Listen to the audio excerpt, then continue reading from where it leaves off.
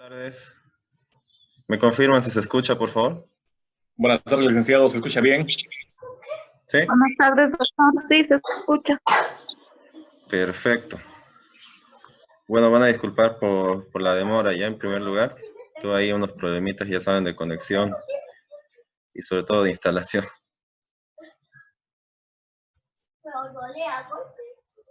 Bien, lo de siempre. Si tienen alguna duda del tema anterior, inclusive, porque de eso se trata la clase de hoy, del primer, segundo y tercer tema, obviamente pueden formular la pregunta en este momento. ¿Qué dice?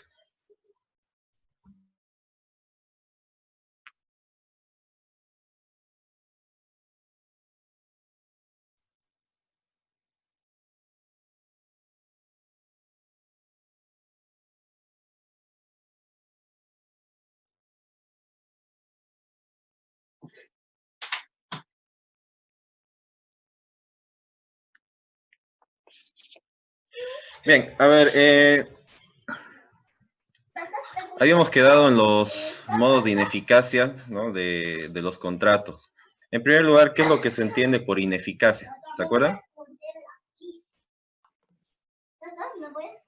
Que no va a producir los efectos jurídicos que se tenían previstos. Evidentemente. Ahora, estos efectos jurídicos previstos para el contrato, normalmente si no van a producirse por un modo de ineficacia, ya en este punto conviene preguntarnos cuáles son esos modos de ineficacia, o en todo caso, en qué momento del contrato se produce.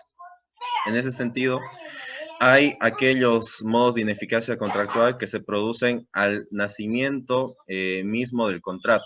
Si vale inclusive el término nacimiento, puesto que a veces como el fallo es estructural, es decir, que toca alguno de los elementos esenciales de formación del contrato, ni siquiera se puede decir que han nacido a la luz, ¿no? Lo que normalmente se dice por nacimiento a la vida jurídica. Este es el caso de la nulidad.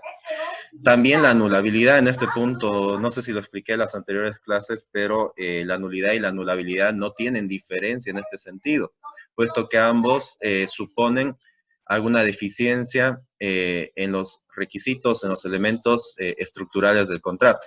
¿Qué quiere decir esto? Que o bien tocan al consentimiento, o bien al objeto, o bien a la causa, e inclusive hablamos de la formación.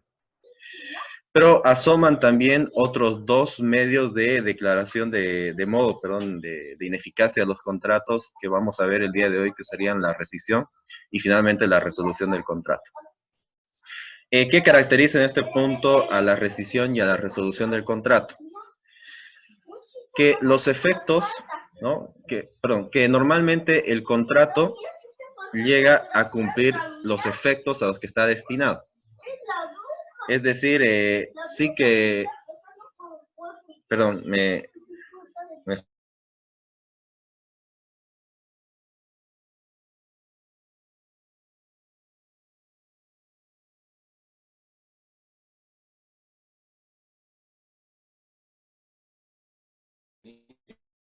por decir que Pedro de Mendoza que conquista el origen de la plata, vienen por sus propios medios.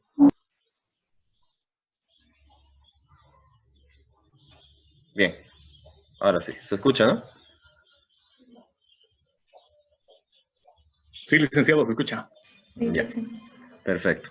Entonces les decía, ¿cuál es la nota distintiva en todo caso entre la rescisión y la resolución con relación a la nulidad y la anulabilidad?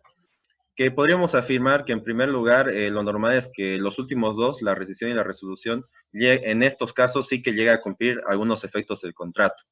Y posteriormente, ¿no? a la formación del contrato es que aparece ese elemento que hace necesariamente que este contrato se rescinda o se resuelva.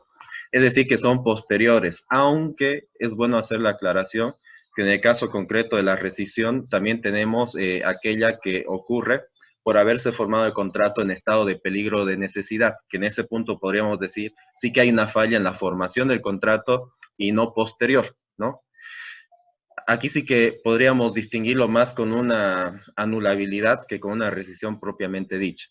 En este punto es bueno aclararles que obviamente nosotros no solamente vemos el derecho boliviano, que es lo esencial, Pero en el derecho comparado, por ejemplo, muchas legislaciones ya están dejando de lado la figura de la rescisión y de la anulabilidad. ¿Qué es por qué han optado en todo caso por englobar dentro de la nulidad las causas de la rescisión y de la anulabilidad? Pero la nulidad la han distinguido entre nulidad absoluta y nulidad relativa. Y dentro de la nulidad relativa entrarían las causas que nosotros tenemos por anulabilidad o rescisión. No sé si se entiende esto.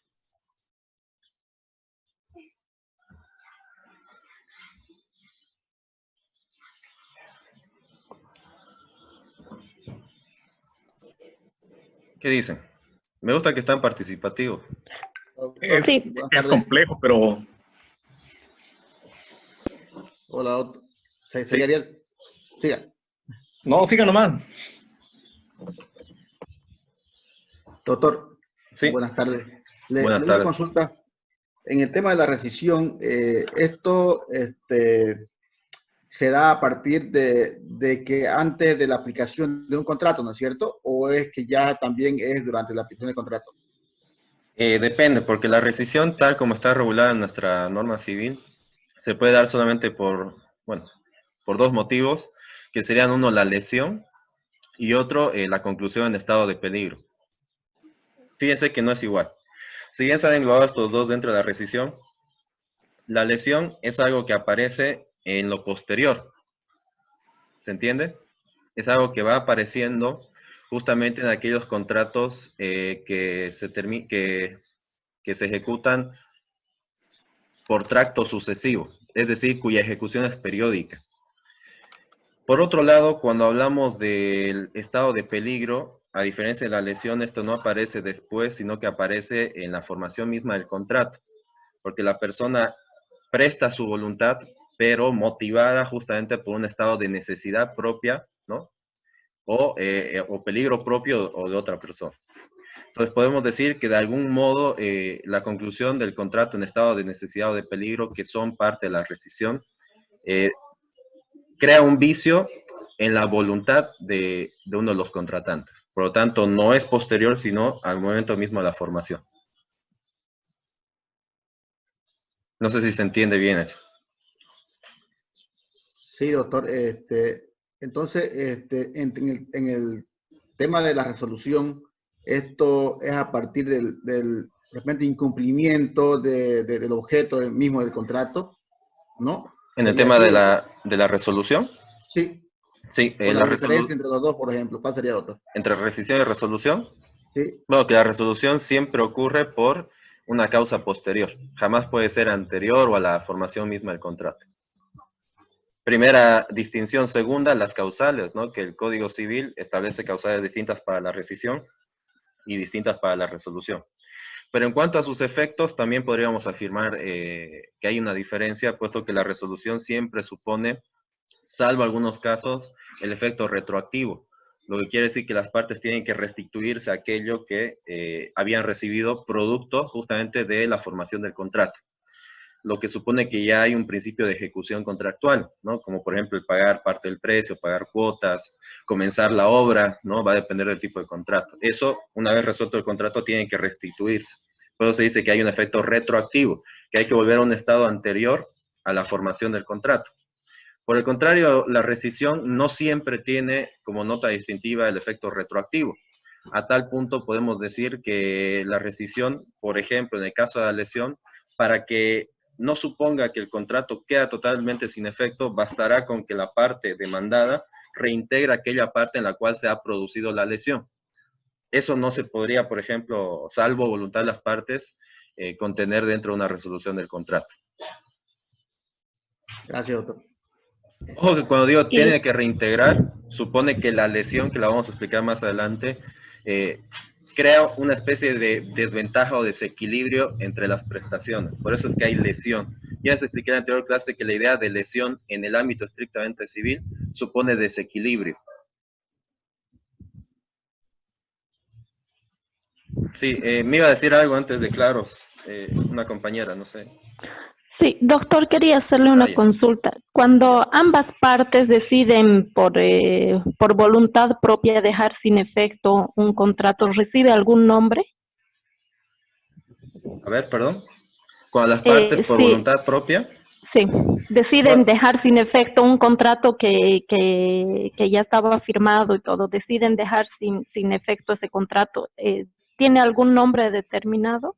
el código habla de disolución, que es muy general, y además la disolución se aplica más, y creo que lo expliqué también a las personas jurídicas, ¿no? Disolverlo. Ujú. También se habla de masas, disolver la masa, disolver la comunidad ganancial. El código habla de disolución cuando es de mutuo acuerdo, pero en general se acepta el término rescisión. Rescisión. Rescisión. Gracias, ¿Sí? gracias. Bien. Ahora, ojo que hay una diferencia, ¿no? Porque puede existir una resolución unilateral también. ¿Qué quiere decir? Ujú. No aquella que ocurre por voluntad de ambas partes, sino porque en el mismo contrato se ha establecido una cláusula resolutoria o la facultad de que una de las partes resuelva el contrato en cualquier tiempo. Ahora sí, claros, ¿qué iba a decir? Gracias. Buenas tardes, licenciado. Buenas Disculpe, tardes. con respecto a esto, es sobre el contrato que hicieron de la compra de los respiradores. Hablaba la abogada anoche de que decía una resolución del contrato, porque solo se había pagado el 50%. Y como era sobreprecio, dice ella, no tiene 14 días para la resolución del contrato. ¿Eso es correcto o sería rescisión? A ver, va a depender de la conducta, ¿no? Que en este caso, si el ánimo es de incumplir, es resolución, porque el incumplimiento, y eso tienen que acordarse, entre la nulidad, anulabilidad, rescisión, resolución, ¿dónde encaja el incumplimiento? Es decir, si una de las partes incumple el contrato, ¿dónde lo encajo? ¿Es una nulidad? ¿Es una anulabilidad? No, es una resolución, pero no se olvide, la resolución siempre supone incumplimiento. En el caso de que el Estado, por ejemplo, no quiera desembolsar los otros 50%, estaríamos hablando de una resolución por incumplimiento voluntario. Distinto sería el caso que se acredite la existencia de una lesión. Por ejemplo, el sobreprecio supone una lesión, ¿no? O podríamos hablar de un estado de necesidad, por ejemplo, ¿no? Hay un estado de necesidad lógicamente latente, ¿no? Pero es que va a depender, no habría que ver el contrato, porque igual y no sabemos si hay una cláusula resolutoria.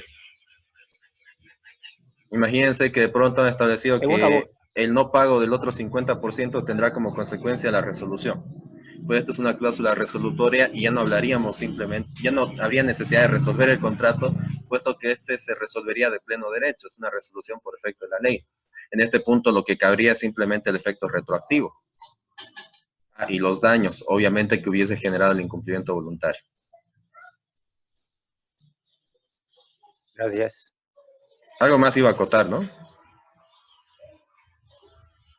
¿O no? Es que según la abogada decía resolución, hablaba de resolución, porque en la entrevista que le hicieron, la abogada del ex ministro Navajas decía resolución porque el contrato no se le va a pagar. Decía, si el Estado no quiere pagar, entonces tiene que hablarse de una resolución. Se tiene 14 días para esa resolución, decía ella.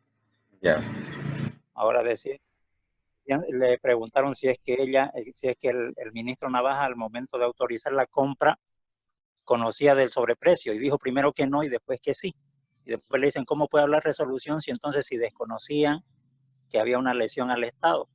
Y en eso fue lo que me confundió, porque igual hablaba primero de resolución y después dijo que tiene que darse porque son 14 días para resolver ese contrato.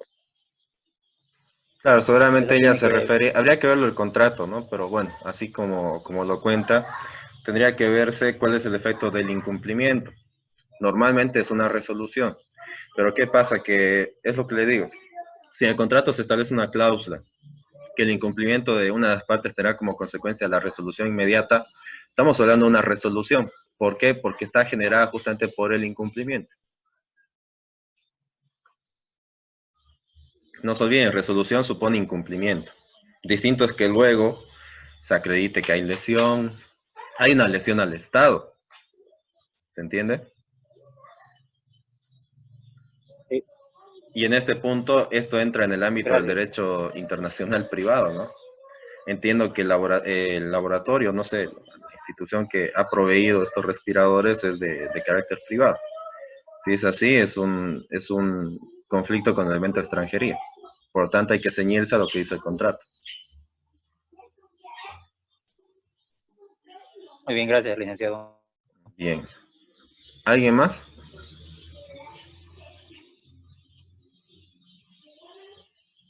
¿Nada? Bueno, Doctor, sí.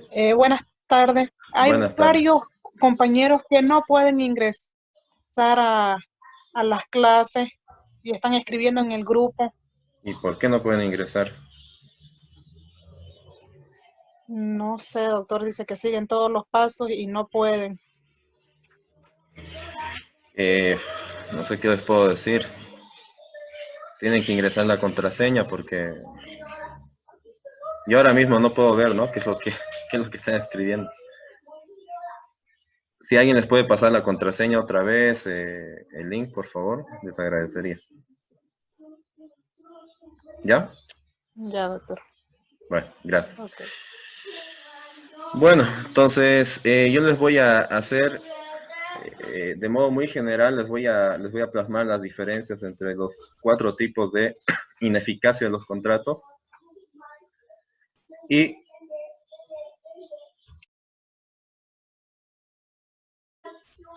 posteriormente pasamos a ver nuevamente un poco más rápido la nulidad, luego la anulabilidad y rescisión y resolución. Bueno. Entonces, ustedes díctenme, ¿cuál es el primer modo de ineficacia?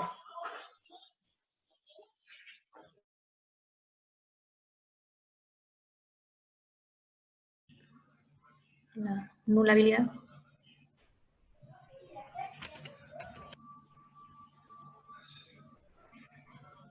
Ahí está, ya entró una compañera.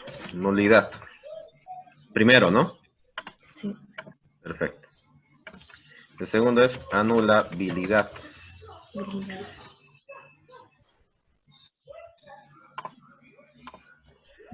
El tercero sería Rescisión. rescisión. Y por último, Resolución.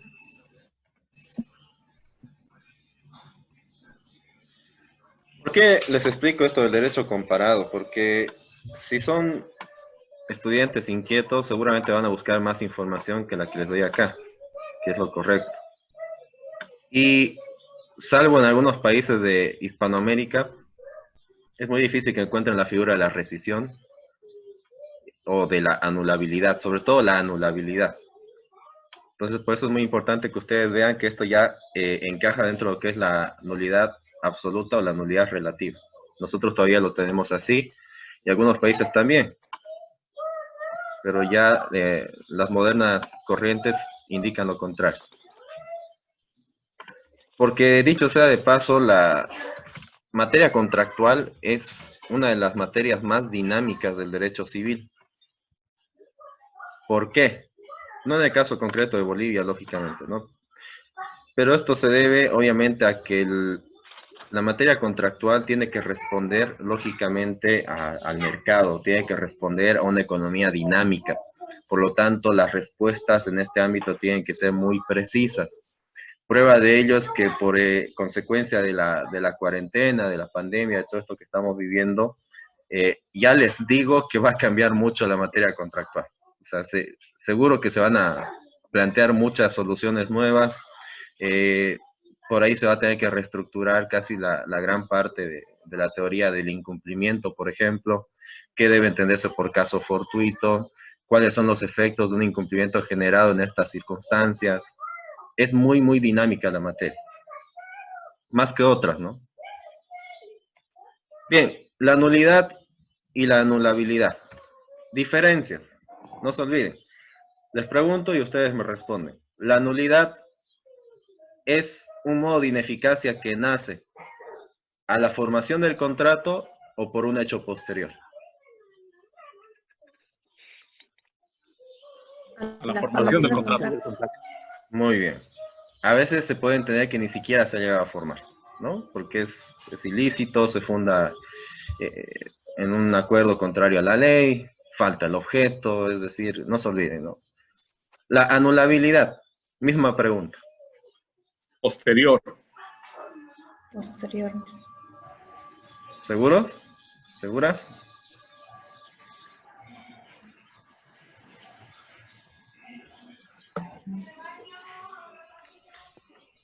Nuestro compañero Quispe dice posterior también.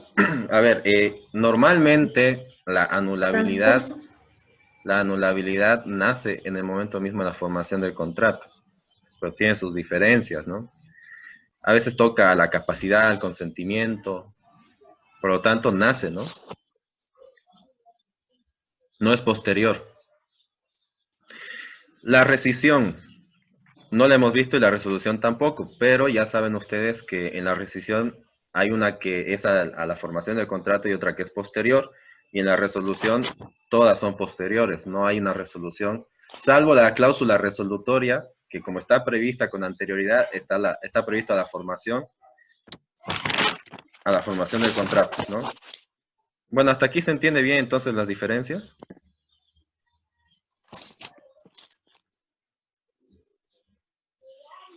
Voy a tomar como una aceptación tácita, ¿ya?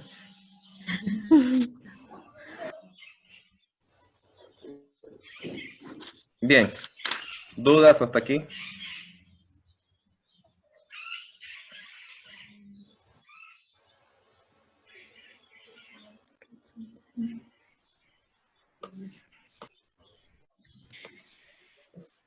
Nada.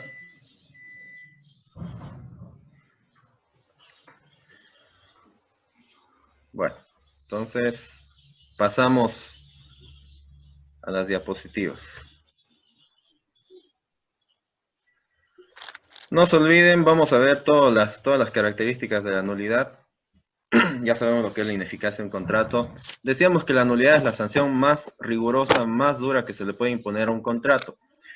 Esta se caracteriza porque se produce ab initio. ¿Qué quiere decir? En el momento mismo de la formación del contrato, porque hay un defecto, hay una ilicitud en algunos de los elementos estructurales del contrato que puede recaer lógicamente sobre, normalmente recae sobre el objeto y sobre la causa, ¿no? A veces sobre el consentimiento. Segundo, la ineficacia en estos casos se entiende doctrinalmente que ocurre ipso iure. ¿Qué quiere decir? De pleno derecho. Por lo tanto, en el momento mismo de la formación ya el contrato no produce efecto. Esto está bonito en la doctrina, pero en la práctica es lógico que hasta que un contrato no sea demandado por nulidad, no sea declarado nulo, va a producir sus efectos normales. Eso es lógico, ¿no? Porque si nosotros tomamos en cuenta, y esto es una nota distintiva entre la nulidad y la anulabilidad, ¿quién puede demandar la nulidad de un contrato? Las reglas generales que pueden demandar la nulidad, las partes que han formado parte de ese contrato o terceros que vean afectado un interés legítimo. Por lo tanto, podemos afirmar que la nulidad se demanda por las partes o por terceros. Fíjense esto. La anulabilidad solo puede ser demandada por las partes.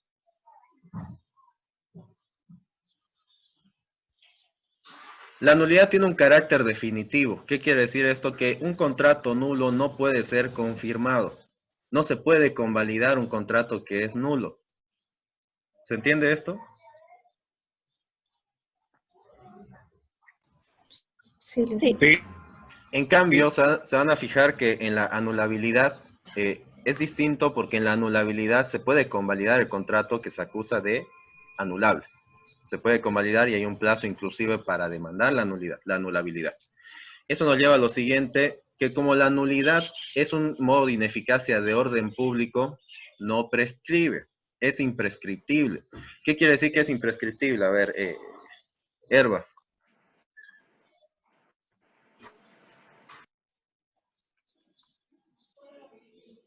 ¿Qué quiere decir que no prescribe? En fácil. Que no prescribe, doctor. ¿Qué quiere decir esto?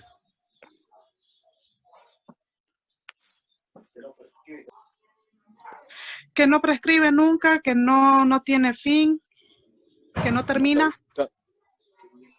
que Ya, tiene un límite. ya, a ver. Además de eso, Ramírez. Doctor, ¿cómo está? Buenas tardes. Buenas tardes. A ver, dígame, ¿qué quiere decir que no prescribe la acción de nulidad? Bueno, no, que no no se logra, como decía la compañera, no se acaba, digamos, porque algo que prescribe sería el derecho a cobrar, por ejemplo, una deuda después de 5 años, si usted no la cobró, ¿Se prácticamente puede ya tiene que demandar en olvidarse. cualquier momento, doctor? En Exactamente. Quiere cambio, decir si no que no, prescribe no algo, prescribe, que no pierde la facultad de producir algún efecto legal, que no se extingue. ¿Qué es lo que se extingue a través de la prescripción? ¿El derecho o la El acción? derecho a iniciar una acción. Bueno, mejor le salió, ¿no? El derecho a iniciar una acción. Bueno, a ver, en todo caso es el derecho, ¿sí? Lo que quita también la posibilidad de plantear la acción, pero es el derecho, es de fondo la prescripción. Contrario a esto es la caducidad que opera sobre la acción, normalmente. ¿Está bien? Entonces, por efecto de la nulidad, se puede demandar, por eso decía, díganlo en fácil, se puede demandar la nulidad, por efecto de la no prescripción, se puede demandar la nulidad en cualquier tiempo. No importa cuánto pase. Bueno, Sí. Ya, muy bien. doctor. Doctor, Sí, de que en caso de que ya el contrato haya llegado a su fase de cumplimiento del servicio, el bien, por ejemplo, ¿cómo se haría en el tema de demandar la nulidad? pues en este caso la nulidad y la anulabilidad, al igual que la resolución y la rescisión en algunos casos, tiene un efecto retroactivo. Supone que hay que volver a un estado anterior a la formación del ¿Cuál contrato. sería Eso el efecto, doctor, del tema de... depende del tipo de contrato. El efecto retroactivo quiere decir Pero en el caso, por que hay que ejemplo, volver a un estado anterior. Restituirse las cosas recibidas por efecto del contrato. en el caso, por ejemplo, doctor, de la construcción de una obra civil, ¿qué pasaría? En el caso de la construcción de una obra civil, pues lo único que cabe es restituir el dinero recibido.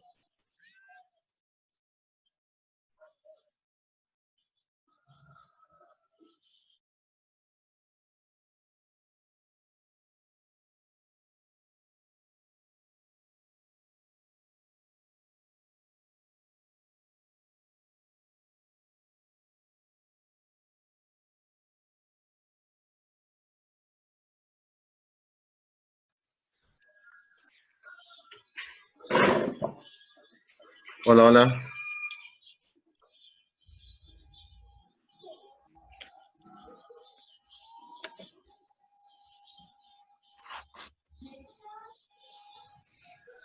Hola. Hola, Licen. Hola, ¿se escucha, Lisen? Dicen buenas tardes. Ya, ¿me escuchan bien? Sí, Lisen. Sí, Ya.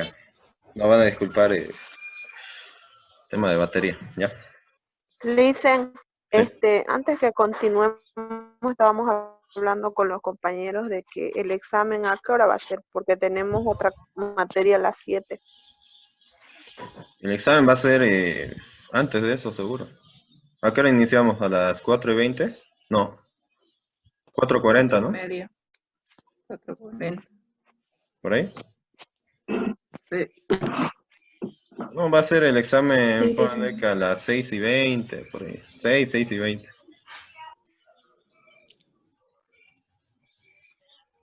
Bueno, ¿Cuánto tiempo va a habilitar, Lisen? van a tener 20 A las minutos. 7.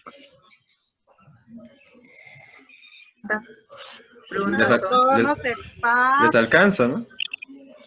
¿Cuántas ¿Cuántas preguntas? preguntas? Va a ser. ¿Cuántas preguntas son? Sí. Son solo 100 preguntas, nada más. Ah, No, ¿usted mentira, quiere que nos son aplacemos, no, Son Liz? 10 preguntas.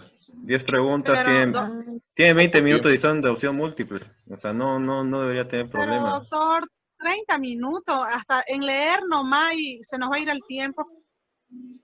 El internet está medio lento a esta hora, Lisen. Es Está verdad, dicen. saturado. Cuelga a veces la plataforma, también le dicen 1:45 por lo menos. Hoy por la tarde tuvo problemas la plataforma. Bueno, lo bueno es que al fin Sí. están opinando todos, ¿no? Solo para esto. Usted, Solo para a ver, reclamar. doctor, usted Entonces, si usted quiere ganarse nuestro cariño, tiene que hacer caso a sus alumnos. Dale. Bueno, en ese caso, Amplíelo, se lo pido yo. esto supone un vicio del consentimiento, ¿no? Eso es dolo. Así que no, mantenemos, ¿ya? No, Bueno, pues, doctor, amplíelo. seguimos, por favor. Ya luego tocará hablar del tema del examen, ¿ya? Bien, ¿ven la presentación? Hablamos. ¿Ven la presentación? Sí, puede verse. Sí. Sí, se ve. Sí. Perfecto, entonces nos tocaba hablar del contrato inexistente. Hace un momento me preguntaban qué pasa en un contrato de obra civil. Pues, el efecto va a ser retroactivo, por lo tanto las partes tienen que restituirse aquello que en su día hubiesen recibido producto del contrato. Ahora, lógicamente, esto quiere decir que, no quiere decir que si ya se ha construido, pues, imagínense, ¿no? ¿Qué podemos hacer con la obra? ¿Podemos volver a un estado anterior? Pues la nulidad va a tener un efecto retroactivo dentro de lo posible.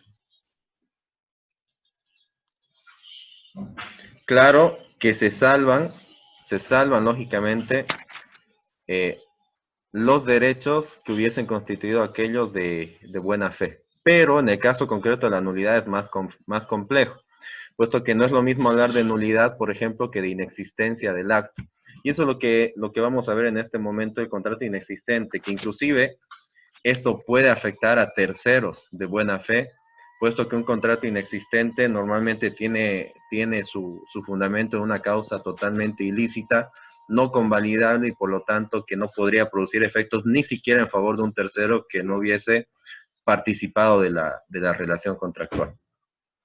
Entonces, el contrato inexistente, como pueden verlo en pantalla, no genera ningún efecto por lo que se asimila a la nulidad. Esto ya lo habíamos explicado. El contrato inexistente ha sido, en todo caso, integrado por la jurisprudencia nacional. No sé si recuerdan cuál era el fundamento de esto. Hablábamos concretamente de la falsedad, ¿no? Que la falsedad no está contenida en la norma y es un supuesto de inexistencia del contrato que se asimila a una nulidad más que a una anulabilidad en el sentido que no puede ser convalidada. Supuestos de nulidad. Bueno, ya en este punto sabemos lo que es la nulidad, ya hemos explicado cuáles son las características principales de este modo de ineficacia contractual. Y ahora toca ver, según la ley, en qué casos corresponde declarar, en qué casos concretos corresponde declarar la nulidad de un contrato. Entonces, los supuestos de nulidad, como principio, podemos decir que la regulación de estos supuestos responde a criterios de política legislativa. Si bien hemos dicho que pues, la nulidad supone que se afecta a uno de los elementos de formación del contrato, es una falla en la estructura del contrato, aún así, doctrinalmente es muy difícil elaborar ¿no? un motivo trascendental para todos los casos de nulidad, puesto que responde más a un criterio del legislador. ¿Qué quiere decir esto? Que el legislador decide cuándo es nulo un contrato y cuándo no. Normalmente sí que están las notas de ilicitud, de fallas en la formación del contrato, ¿no? Pero en algunos casos no siempre es así. Entonces vean, ¿qué dice el artículo 549 del Código Civil? El número 1 dice, ¿no? El contrato será nulo por faltar en el contrato el objeto o la forma prevista por la ley como requisito de validez. ¿Se acuerdan del ejercicio que les di sobre el contrato de anticresis que no reunía el requisito de forma? Sí. Bueno, este contrato entonces como anticresis es nulo. Ojo, como anticresis es nulo. Como préstamo es válido. Claro que alguien podría decir, pero a ver, bueno, entonces lo que estamos haciendo es modificar un contrato nulo por otro. No estamos modificando nada, puesto que el anticresis se entiende como algo accesorio al contrato. Lo principal en todo caso es siempre el dinero que genera la obligación de restituirse en determinado plazo, ¿no? ¿Y el dinero se restituiría en la misma cantidad o se calcularía algún tipo de interés? ¿O cómo se compensaría esa parte? Depende, ¿no? Depende porque la ley establece que la nulidad de un contrato de anticresis, Cuando este contrato de anticresis también simultáneamente era de arrendamiento, supone que genera un interés. Y que además ese interés no va a ser el legal, el civil, sino el bancario. Imagínense lo que es. No sé si lo hemos visto alguna vez, pero bueno, lo hemos comentado quizá en otra clase, quizá en esta, que está prohibido por la ley realizar contratos de anticresis que simultáneamente tengan arrendamiento. Es decir, tiene que ser o de arrendamiento o de anticresis, pero no pueden ser los dos. Y la consecuencia es la nulidad del contrato y obviamente la restitución del capital y los intereses bancarios desde la fecha de entrega del dinero. En ese caso sí. Por otro lado, dice, por faltar en el objeto del contrato los requisitos señalados por la ley. ¿Cuál es el objeto? Perdón, ¿cuáles son los requisitos del objeto? El objeto es la prestación, no se olviden, o puede ser la cosa, ¿no? Lo corporal del contrato. ¿Qué debe cumplir? Tiene que ser un objeto.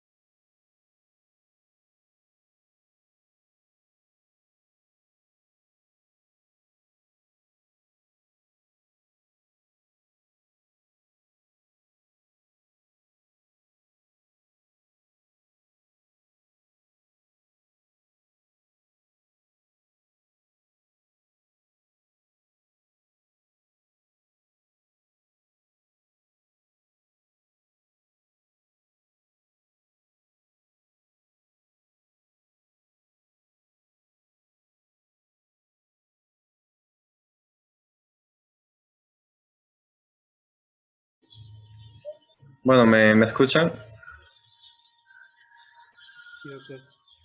Bueno, van a disculpar, es que estoy a la espera de que se unan los demás. Pero de todas maneras, continuamos, ¿no? Porque, bueno, ya están acá. Entonces, decíamos, ¿no? Que el objeto tiene que ser lícito y posible. No se olviden, ¿qué quiere decir lícito y posible? A ver.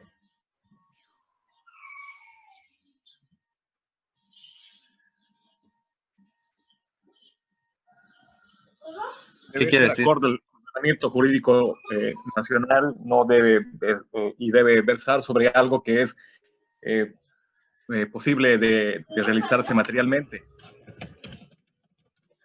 Perfecto. Entonces tiene que ser, no debe ser contrario a la ley, a la moral y a las buenas costumbres.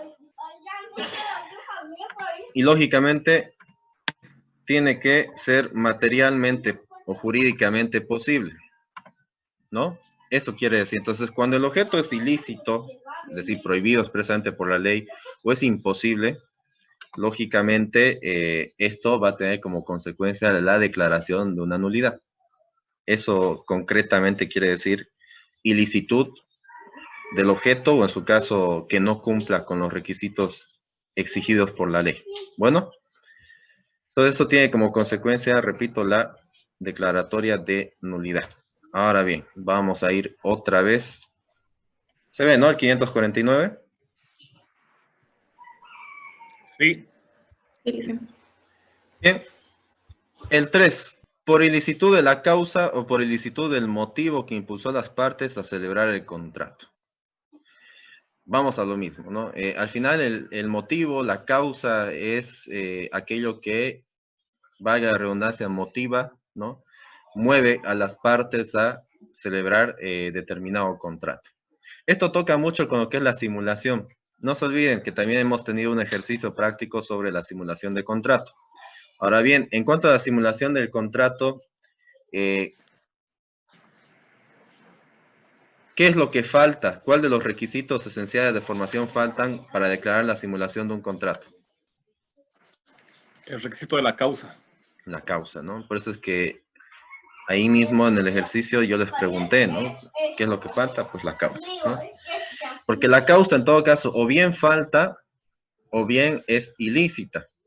Porque cuando yo quiero celebrar un contrato solamente para, de algún modo, evadir los efectos normales que establece la ley, es una causa ilícita.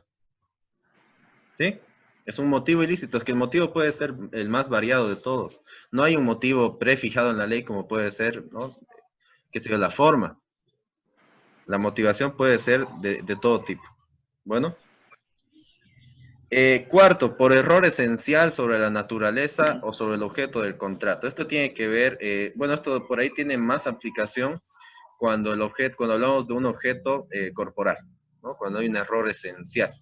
¿Qué es un error esencial? Pues un error importante en cuanto al objeto o en cuanto a las prestaciones que en todo caso quieren alcanzar las partes con el contrato. Si hay un error esencial, pues tiene como consecuencia de nulidad en la medida que toca el objeto.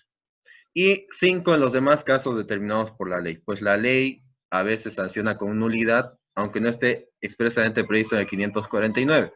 Por lo tanto, basta con ingresar al Código Civil, fíjense, y buscar la palabra nulidad en todos los artículos regulados por el Código Civil. Así, por ejemplo, tenemos la nulidad del contrato de anticresis del que hablábamos hace un momento, cuando éste se ha celebrado simultáneamente a uno de arrendamiento. Es una causa de nulidad establecida en la ley, pero que no está en el 549 expresamente previsto. Bien, entonces, ¿hasta aquí hay alguna duda sobre las causales de nulidad de un contrato? ¿Mm? Bien. Fíjense, una fórmula muy sencilla para yo en la práctica determinar cuándo corresponde una nulidad y cuándo corresponde una anulabilidad. Siempre que exista algún error, alguna deficiencia en la causa o en el objeto del contrato, yo sé que tengo que demandar la nulidad. Obvio que yo lo digo de un modo muy, muy superficial, ¿no? Muy fácil, pero nos sirve por lo menos para dar el primer paso. Claro que habrá que ver el caso concreto, ¿no? Apegarnos un poco a la casuística en este sentido. Porque obviamente la nulidad no siempre va a ser porque falte o existe error en el objeto. Tiene que ser esencial, tiene que llevar la nota de ilicitud, imposibilidad. Hay que valorar muchas más cosas. Pero como punto de partida, considero que está buena esta fórmula. Cuando el error, cuando el vicio está en el consentimiento, descarto la nulidad y me apego a una anulabilidad.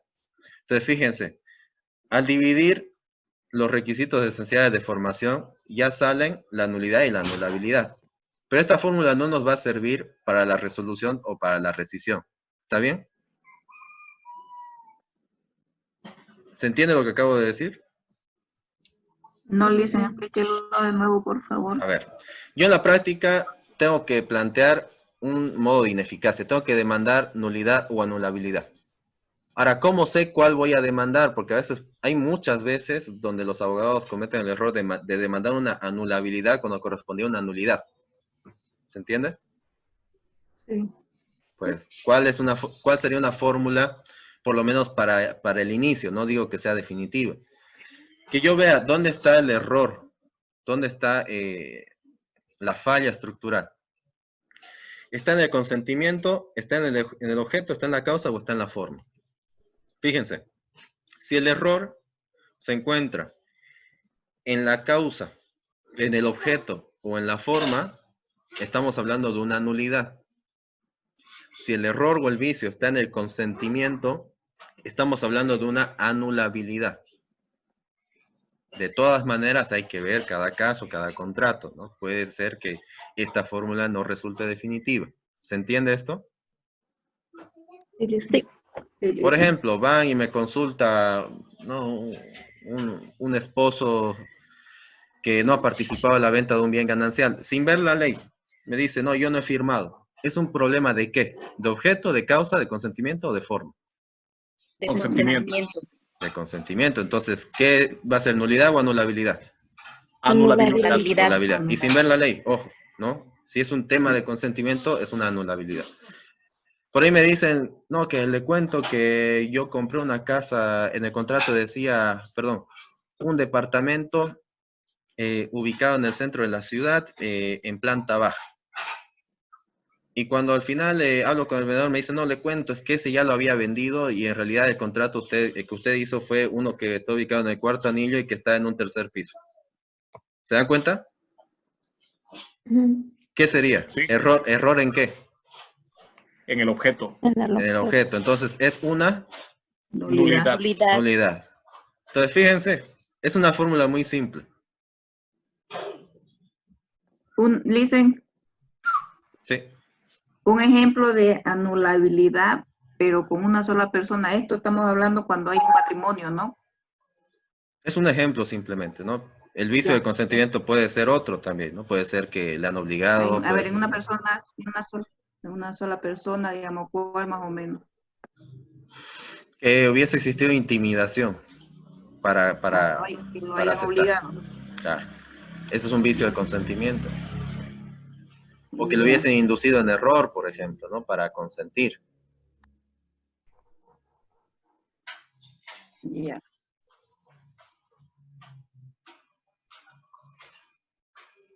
Ahora sí, seguimos. Como decíamos, la nulidad normalmente encuentra su fundamento en la ausencia de un elemento esencial de formación. Por eso decíamos que puede ser el consentimiento, que puede ser el objeto, que puede ser la causa o la forma. Pero en el caso concreto de la nulidad toca más a estos tres últimos, objeto, causa o forma. Lo mismo, ¿qué pasa si se ha suscrito un contrato de préstamo con garantía hipotecaria, pero en un documento privado? ¿Qué es lo que falta aquí? Hay el consentimiento, hay objeto, hay causa, pero ¿qué falta? Forma. La forma, porque no se olviden que, no se olviden algo, y acuérdense de mí, los contratos que necesariamente, a los que necesariamente se les exige la forma son la hipoteca, la anticresis, no se olviden la donación, por ahí está la subrogación en algunos casos también. ¿Está bien?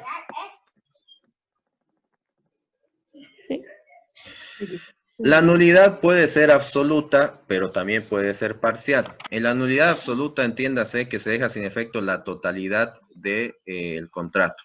En la nulidad parcial, solamente parte de él, dejando subsistente todo lo demás. En este sentido, la nulidad parcial, como ya dijimos, consiste en la ineficacia de parte de un contrato. ¿Esto cuándo sucede? En tres ocasiones muy concretas. Cuando no todo el contenido es ilícito, por ilicitud de cláusulas o ciertas condiciones, y en lo demás, que no sea nulo, ¿por qué se mantiene subsistente? ¿Por qué cuando solo una o dos cláusulas, por ejemplo, son nulas y las demás no? ¿Por qué no se anula todo, en todo caso? Porque en materia contractual hay un principio moderno que establece la conservación del negocio. Es decir, por principio general debe continuar el negocio, salvo en aquellos casos que la ley expresamente lo prohíbe.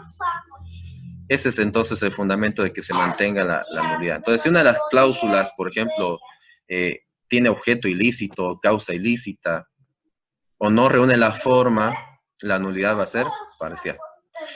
En un contrato de préstamo con garantía hipotecaria, que se ha suscrito por documento privado, ¿qué parte del contrato es nulo y qué parte debe subsistir?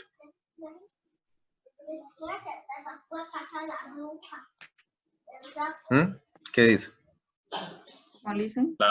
La parte que especifica la deuda debe subsistir y la parte de la garantía debe ser la que debe anularse. Pasa lo mismo. Muy bien, pasa lo mismo que con el contrato de préstamo contrato anticresis, ¿se acuerdan? Sí. Porque la nulidad es parcial en realidad. La nulidad el contrato es un todo, ¿sí? Es el continente del acuerdo de voluntades, del objeto, del consentimiento, de la causa. Si parte de él, que sería la garantía hipotecaria, no cumple con la forma, este es nulo. Pero ¿y qué pasa con el préstamo? El préstamo subsiste. Lo mismo pasa con la anticresis es nula, pero subsiste como la entrega del dinero, lo que supone un préstamo, de algún modo, claro, sin intereses, ¿no?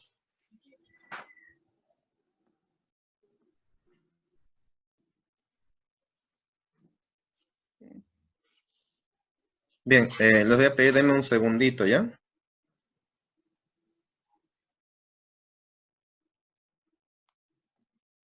Sí. ¿Necesita para comprar algo?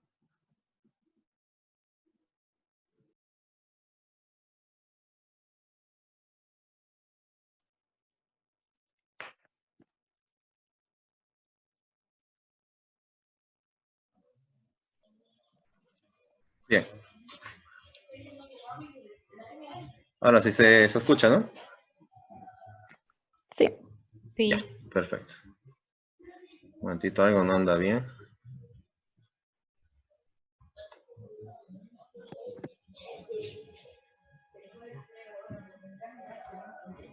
Ya está. Bueno, entonces, continúo. Se entiende lo de la nulidad parcial, ¿no? Sí, Liz. Sí. Sí. ¿Qué dice el artículo 550? ¿Alguien lo puede leer, por favor?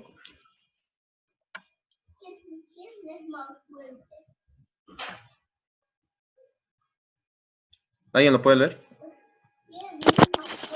La nulidad parcial del contrato o de una o más de sus cláusulas no acarrea la nulidad de contrato, a menos que estas cláusulas expresen el motivo determinante del convenio. Pueden darse cuenta, la anticresis, la hipoteca concretamente, no son determinantes para un contrato en el cual lo esencial es el préstamo. Aparte que si ustedes han atendido bien a Derecho Civil 3, perdón, Derecho Civil 2, Derechos Reales, saben que los derechos reales de garantía son accesorios. ¿Sí? Son accesorios. Lo principal, ¿qué es? ¿Qué es lo principal? Estamos hablando de hipoteca, prenda, anticresis. ¿Qué es lo principal? La deuda. La deuda. Bueno.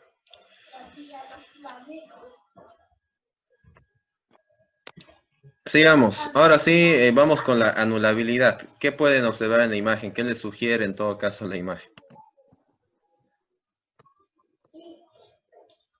Se lo está obligando.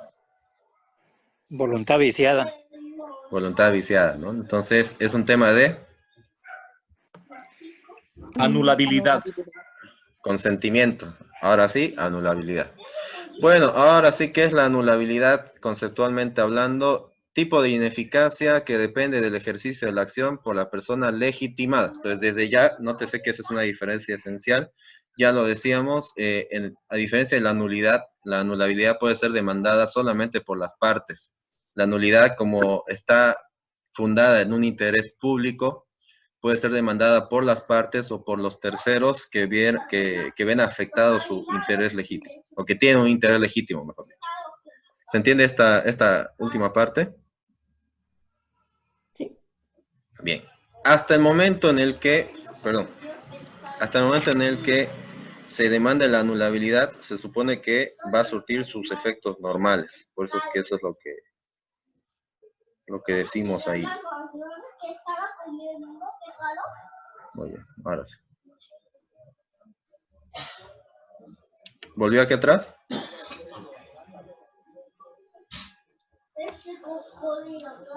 ¿Volvió? Entonces, la anulabilidad. La anulabilidad, dentro de sus características, supone también algún fallo, alguna anomalía en sus defectos, que genera un defecto estructural. Por eso decimos, podría tocar al consentimiento, al objeto, a la causa o a la forma. En este caso, sin embargo, de la anulabilidad, vamos a dejar de lado la causa y vamos a dejar de lado concretamente la forma. Segundo, produce efectos hasta el ejercicio de la acción, a diferencia de la nulidad que se supone. Perdón, ¿hay alguien que tiene el audio activado? Sí, sí lo tenía. Ya. Entonces, produce el contrato anulable, produce todos sus efectos normales hasta que se demanda la anulabilidad. La nulidad, sin embargo, se supone no debería producir efectos por ser manifiestamente contraria a la ley. Tercero, la anulabilidad, a diferencia de la nulidad, por lo menos por la jurisprudencia, ha sido entendida como de orden privado. Este es el motivo por el cual, al ser de orden privado, solamente la acción de anulabilidad compete a las partes que han celebrado el contrato o a sus herederos y causavientes. Ojo que no hay que perder de vista eso. El hecho de que la anulabilidad solamente pueda ser demandada por las partes no quiere decir que pueda entenderse dentro del concepto de partes a sus herederos.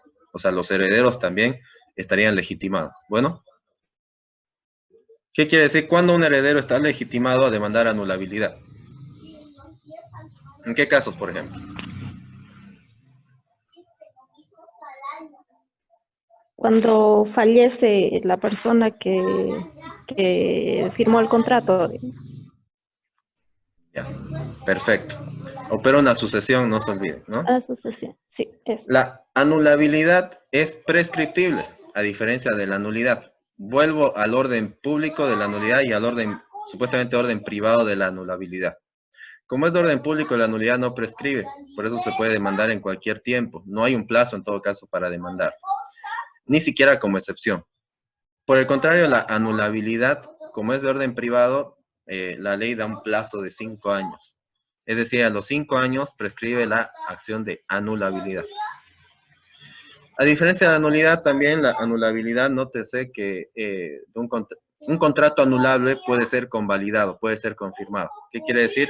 Que, por ejemplo, si se dispuso de un bien ganancial, eso no priva la posibilidad de que el cónyuge que no ha firmado esa venta, ese acto de disposición, pueda luego consentirlo, pueda convalidarlo. Por ejemplo, que el otro cónyuge le diga, te voy a dar tu parte, entonces lo convalida y surte sus efectos normales. ¿Está bien? En el caso de la nulidad, no olviden que es definitiva, por lo tanto, no se puede confirmar por nada. ¿Eso se entiende?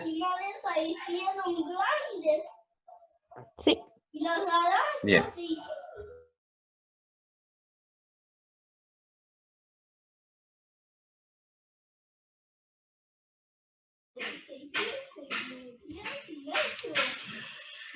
Como dijimos, el contrato anulable puede ser confirmado. ¿Qué sería entonces conceptualmente la confirmación? Pueden ver, es la declaración de voluntad que emite el que está legitimado para el ejercicio de la acción. Como es de orden privado y solamente puede ser demandado por las partes, lo lógico es que también solo puede ser confirmado por la parte legitimada, no por terceros, por la que se convalida el contrato. Tampoco podrían convalidar o confirmar el contrato la parte que no demanda la nulidad o que no está en posición de hacerlo, pese a ser parte del contrato. ¿Qué dice al respecto del artículo 558? A ver, ¿lo puede leer Castro?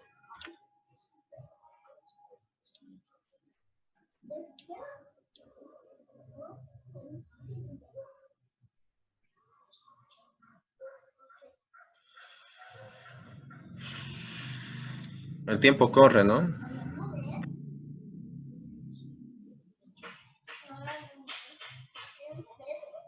Bien, Castro dejó ahí encendido y se fue.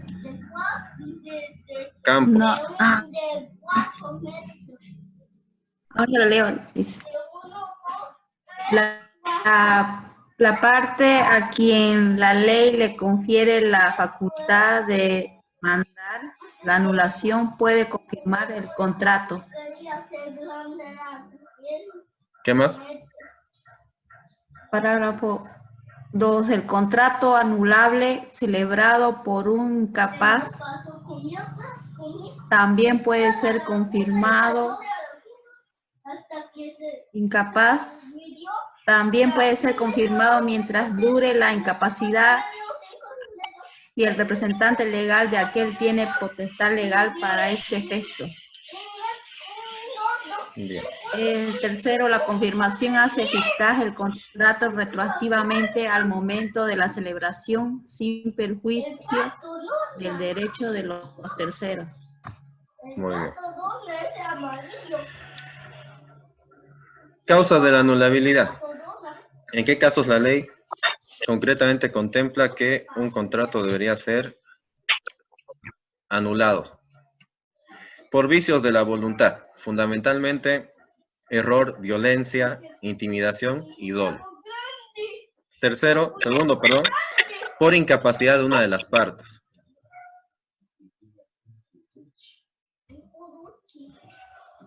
Y tercero, en aquellos contratos celebrados por un cónyuge sin el consentimiento del otro. Este tercer caso de anulabilidad, ¿dónde se supone que debe estar previsto? ¿En el Código Civil o en el Código de las Familias? ¿Qué dice?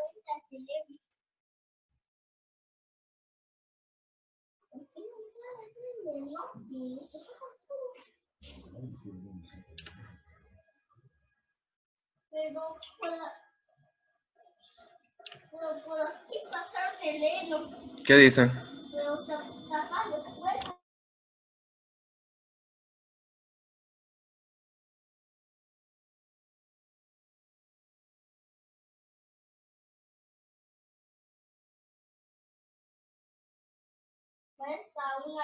¿Me escucha? Ahora sí, Sí, doctor, licenciado. se cortó. Hace un momento no se le entendió lo que decía. No, les decía, Se le cortado.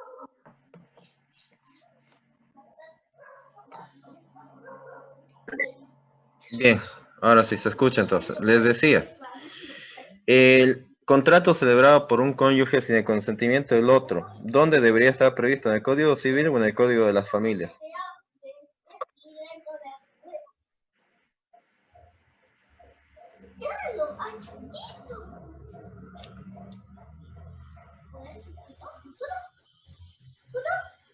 Nada. Yo creo que en el civil, porque ya interviene un tercero.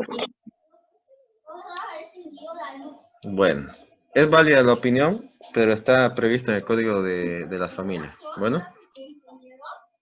Ok. Entonces, si tienen alguna duda, tienen que consultar el Código de las Familias, concretamente el artículo 192. Si quieren, enseguida se los voy a compartir, ¿ya? O sea, tenemos que saltar necesariamente de una legislación a otra. ¿Ven eso, no? ¿Ven? La pantalla.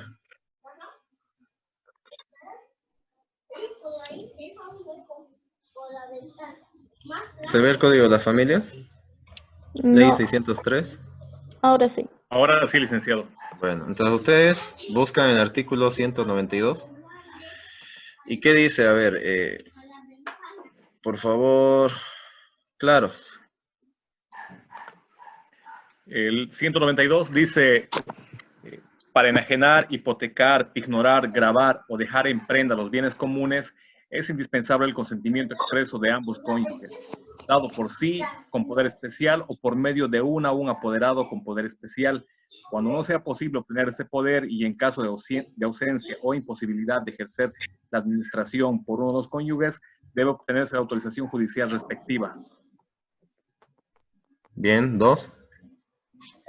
Los actos de disposición como enajenar, hipotecar, gravar, dejar en prenda, mutuo, usufructo y uso, comodato, antícresis, entre otros, de uno de los cónyuges respecto a los bienes comunes, puede anularse a demanda de la o el otro cónyuge, salvo que ésta o éste prefiera reivindicar a título exclusivo la parte que le corresponda en el bien dispuesto, si ello es posible, u obtener el valor real de la misma. Perfecto. Entonces, como pueden ver, una de las acciones que puede interponer el cónyuge no anuente o el que no ha consentido es justamente la anulabilidad. Pero además de eso... Perdón, en un caso de estos, doctor, es competente un juez en lo civil, no de familia. Va a depender, esto ha sido modulado por la jurisprudencia. En materia de competencia hay que tener muy claro lo siguiente. Si el bien es manifiestamente ganancial, va a ser competente el juez civil. Si el bien no es manifiestamente ganancial, o lo que es lo mismo, no está determinada su ganancialidad, va a ser competente el juez de familia. ¿En qué caso se puede decir que es manifiestamente ganancial? Cuando en un juicio anterior ya se ha comprobado su ganancialidad, por ejemplo, en un divorcio, una división y partición, ¿sí? O cuando lo ha declarado expresamente uno de los cónyuges que el bien es ganancial, o cuando está inscrito a nombre de los dos. ¿Está bien? Sí. Caso contrario, como hay que comprobar la ganancialidad, necesariamente va a ser competente el juez de familia. De familia. Y después puede pasar al juez en lo civil, o se queda en familia. Una vez que ha asumido competencia el juez de familia, solo él puede anular el contrato. Ya.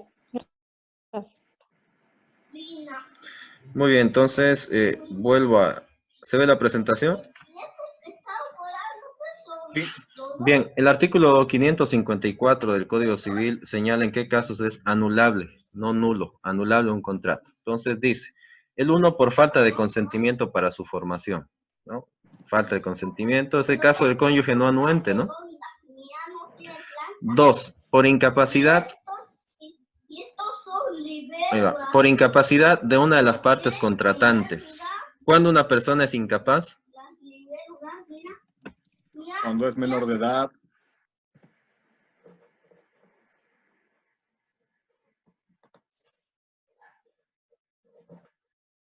¿En qué otros casos?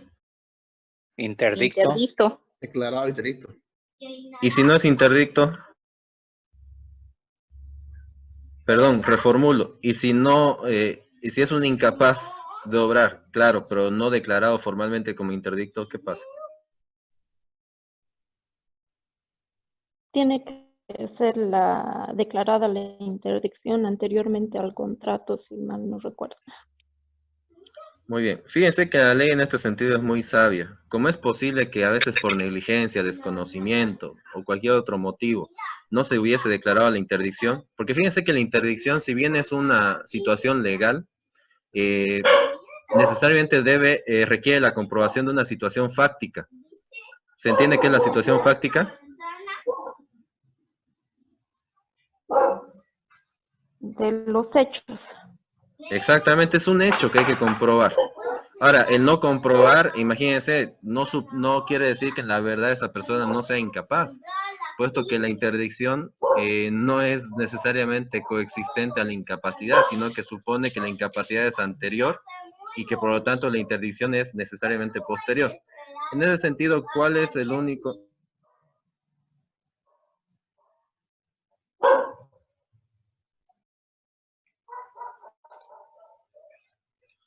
Perdón, que tenía una bulla. Bueno, les decía, en el caso de la interdicción, pues cuando la persona no es declarada interdicta, tampoco quiere decir que sus actos sean válidos. Lo que pasa es que va a tener un efecto probatorio. Como la persona ya es interdicta, sus actos posteriores a la interdicción son nulos de pleno derecho. Por el contrario, si no ha sido declarada interdicta, no impide que puedan demandarse la anulabilidad de sus actos, pero con la necesaria comprobación de su incapacidad. ¿Se entiende esta diferencia? Sí, doctor. Sí. O sea, lo único que hay una carga probatoria, lo que no pasa si ya ha sido declarado interdicto.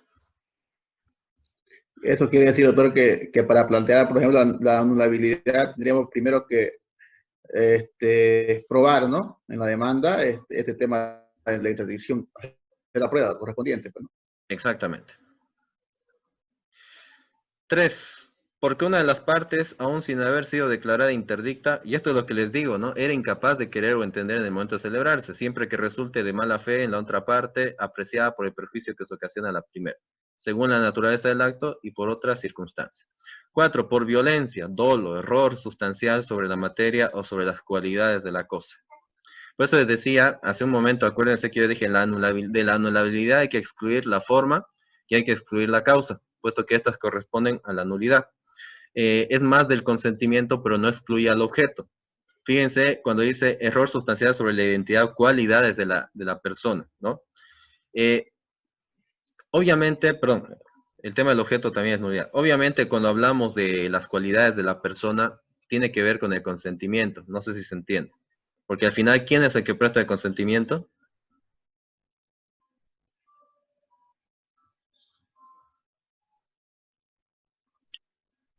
Son Nadie, las ¿no? partes en el contrato. Partes. Bueno.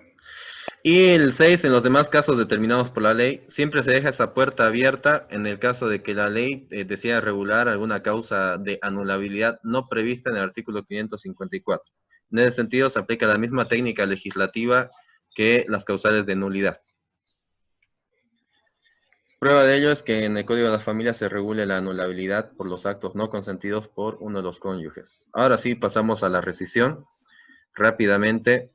Por si acaso, ya saben ustedes, nos quedan 5 minutos para terminar esta transmisión e inmediatamente iniciamos la siguiente ya para el tema del examen. Bueno, la rescisión. La rescisión es la extinción de un contrato normalmente de ejecución continuada o sucesiva. ¿Qué quiere decir? Aquellos contratos que se ejecutan periódicamente, no en un solo acto. Por causas supervinientes, es decir, posteriores a su perfeccionamiento, aunque en algunos casos son coetáneas, como sería el estado de peligro o necesidad, y con referencia solo hacia el futuro. En ese sentido, la rescisión puede demandarse por dos causas expresamente previstas en la norma. Una es la lesión originaria y otra es la lesión por estado de peligro. Fíjense algo, ¿por qué ponemos lesión originaria? Porque hay lesión originaria y hay lesión sobrevenida.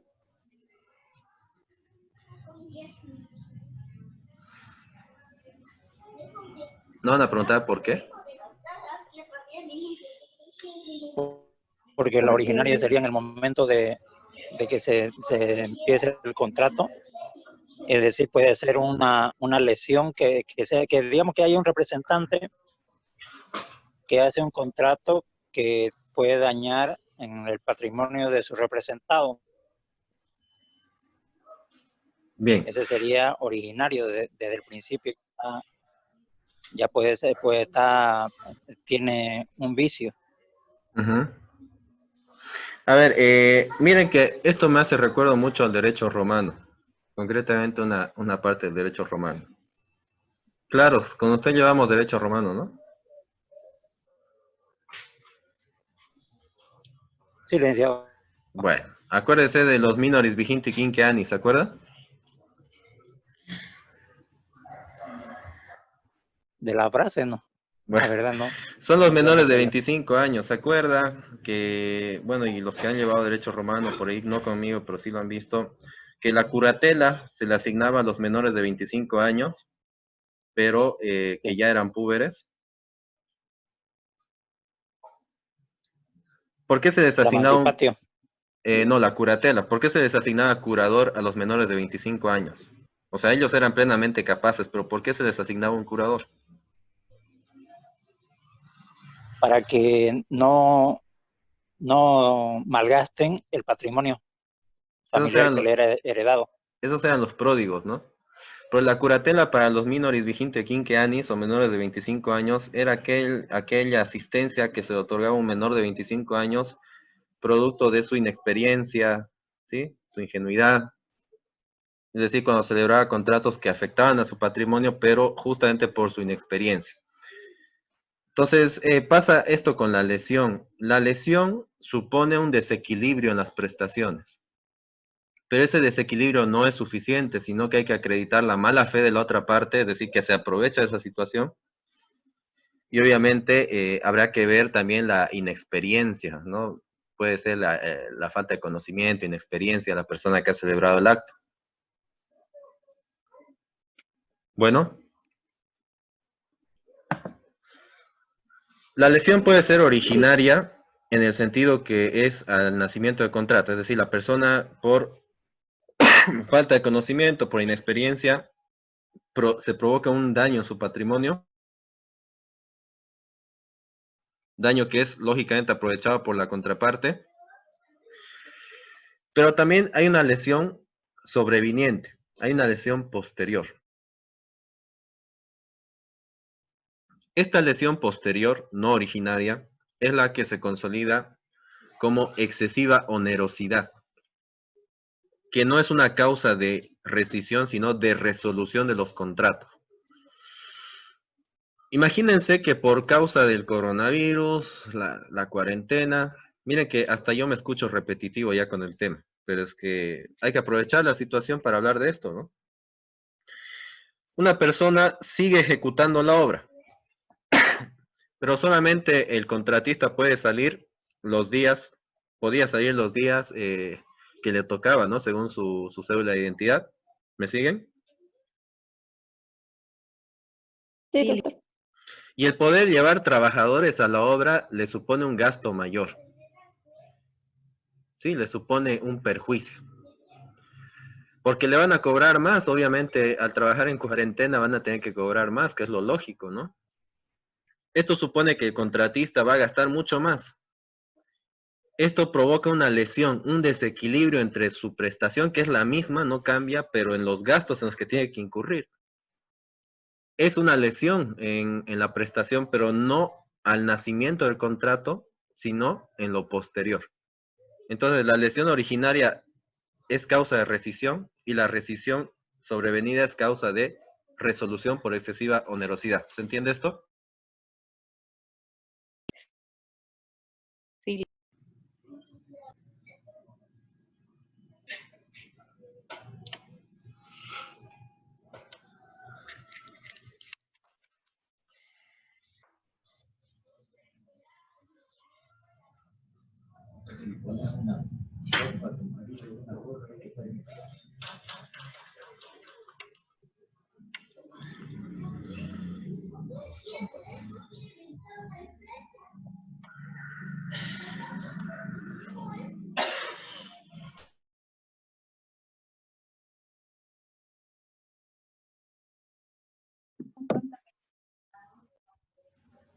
Ahora no, dale. No.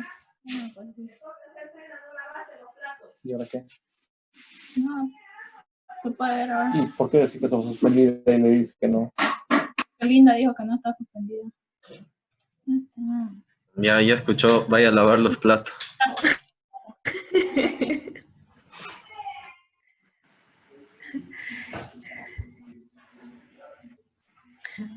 ¿Ah?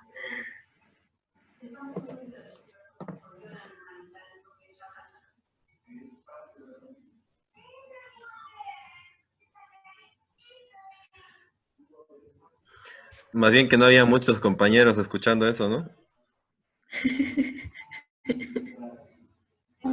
¿Verdad? Prometo no contarlo igual, ¿ya?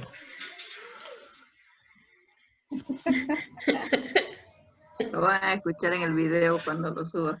Le voy a poner amplificadores aparte. Lo va a alargar.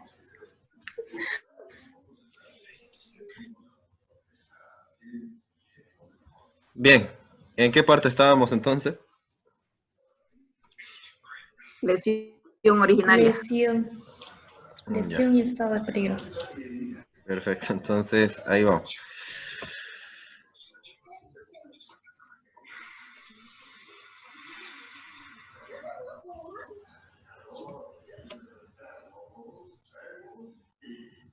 ¿Pueden ver la presentación?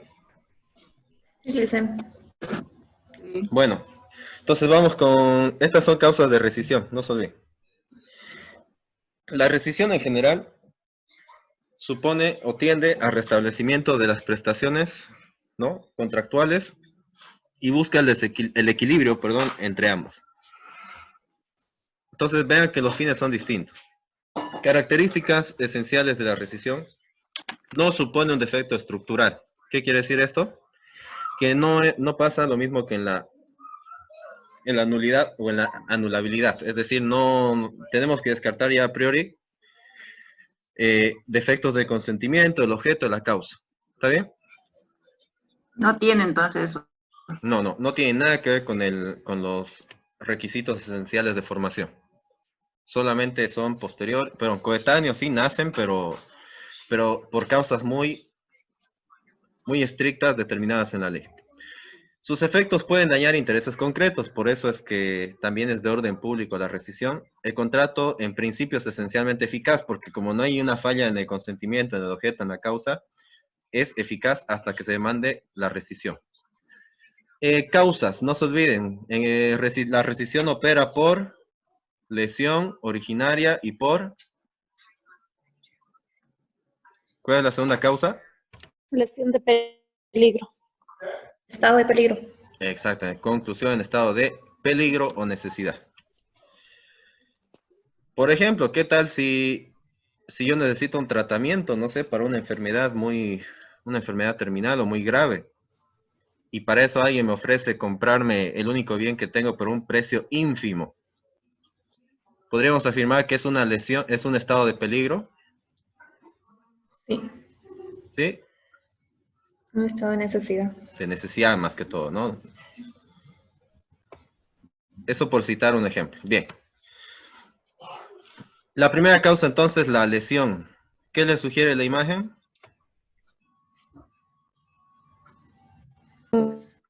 Que una persona se está viendo afectada en su patrimonio y otro enriquecido. Exactamente, se está enriqueciendo a costa de otro prácticamente. Esa es la lesión, porque claro, hay un desequilibrio en las prestaciones, ¿no?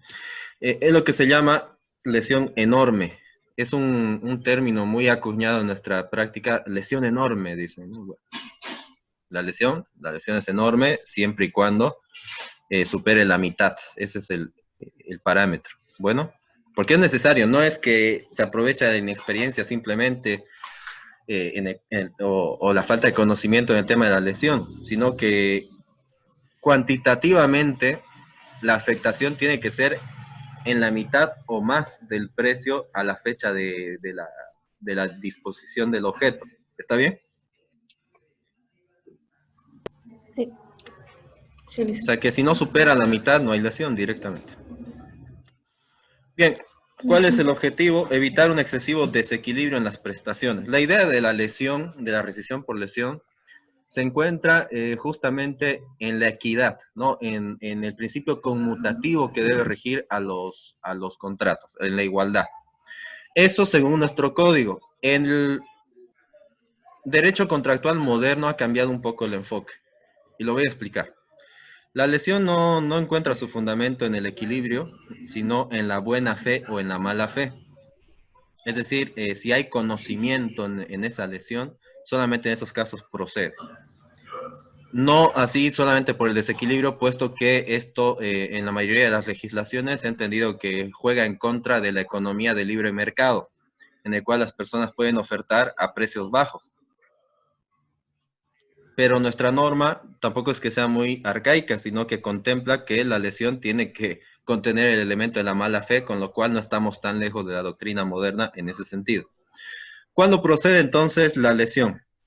La rescisión por lesión procede cuando hay desproporción entre las prestaciones y obviamente en casos de división judicial o extrajudicial de la herencia, donde también se compruebe una desproporción o una falta de equilibrio entre las porciones legítimas. Eso no está contemplado en la lesión, ¿no? En el capítulo referido a la lesión, pero sí en el capítulo referido a la división y partición de bienes hereditarios. ¿Qué dice al respecto del artículo 561? ¿Lo pueden leer, por favor?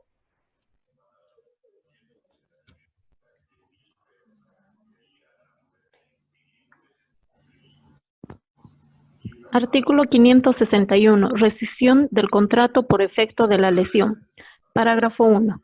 A demanda de la parte perjudicada, es rescindible el contrato en el cual sea manifiestamente desproporcionada la diferencia entre la prestación de dicha parte y la contraprestación de la otra, siempre que la rescisión resultare de haberse explotado las necesidades apremiantes, la ligereza o la ignorancia de la parte perjudicada. Parágrafo 2. La acción rescisoria solo será admisible si la lesión excede a la mitad del valor de la prestación ejecutada o prometida. Muy bien, gracias. Entonces, como pueden ver, no basta con haberse producido el desequilibrio, no basta con la ligereza, la ignorancia, la falta de experiencia, sino que además, cuantitativamente debe existir un desequilibrio, una afectación en la mitad o más del valor de la prestación. ¿Qué dice el artículo 562? ¿Qué contratos están excluidos de la lesión? Y van a ver que todo tiene su sentido al final. Los contratos a título gratuito. ¿Por qué están excluidos de la lesión? A ver, díganme. Es lógico.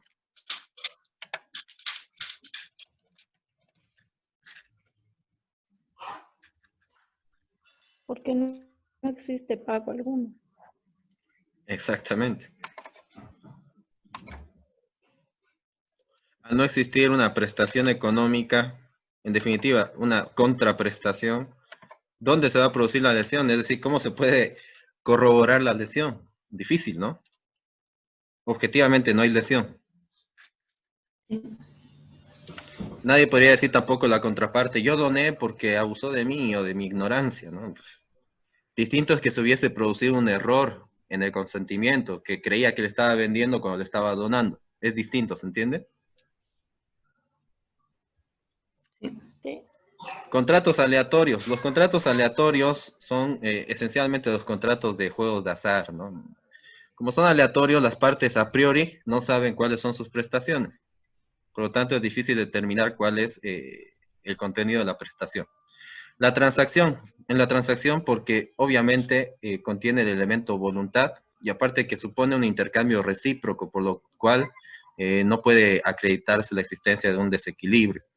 Las ventas judiciales, tanto forzosas como voluntarias. ¿Por qué?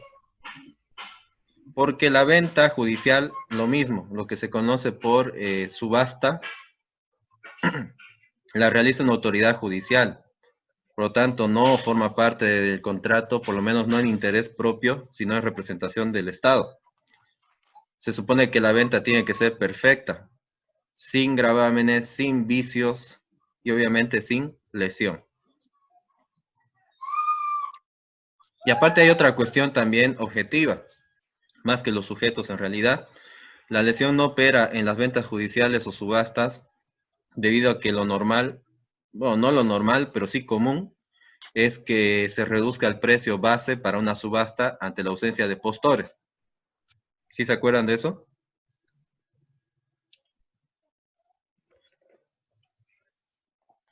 Es decir, objetivamente es muy posible que el bien se venda a un precio menor. Imagínense si fuese aceptada la lesión en estos casos, ¿cuántas ejecuciones podrían ser paralizadas? ¿Se dan cuenta?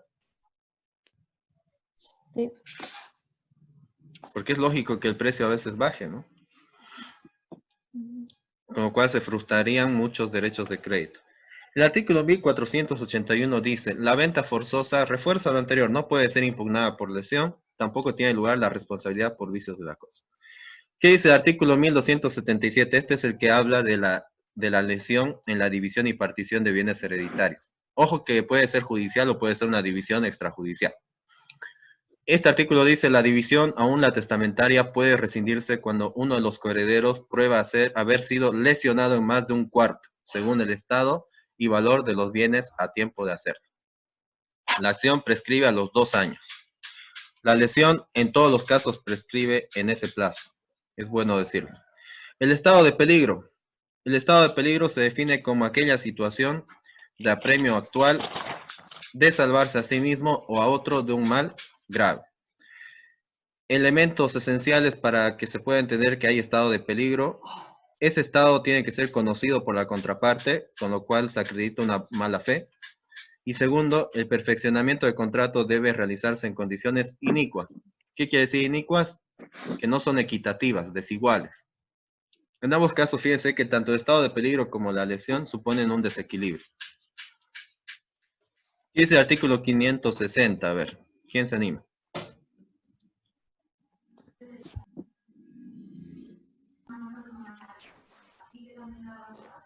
Artículo 560. Rescisión del contrato concluido en estado de peligro. Parágrafo 1. El contrato concluido en estado de peligro es rescindible a demanda de la parte perjudicada que en la necesidad de salvarse o salvar a otras personas o salvar sus propios bienes, sus bienes propios o los ajenos, de un peligro actual e inminente es explotada en forma inmoral por la otra parte, que conociendo ese estado de necesidad y peligro se aprovechó de él para obtener la conclusión del contrato. Parágrafo 2. El juez, al pronunciar la rescisión, reducirá la obligación asumida en estado de peligro y señalará a la otra parte una retribución equitativa acorde con la obra prestada. Gracias.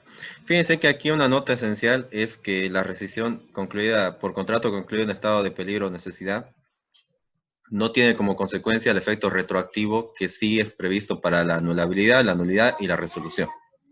Sino que aquí lo que se tiende es a equilibrar las prestaciones, con lo cual la parte demandada tendría que reducir la obligación asumida, pero la parte demandante tendría que reducir la obligación asumida en estado de peligro, y la contraparte, el demandado, tendría que retribuir equitativamente dicha prestación.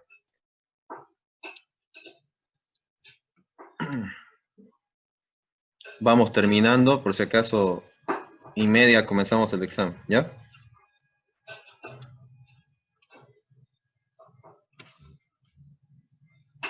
La resolución, con esto terminamos. Seguro muchos van a estar así con su examen, ¿no? Sobre todo el compañero al que mandaron a lavar los platos. La resolución se define como la ineficacia, ¿no?, cuyo motivo es sobrevenido, dado que se produce por causas anómalas que surgen en el devenir de la relación contractual.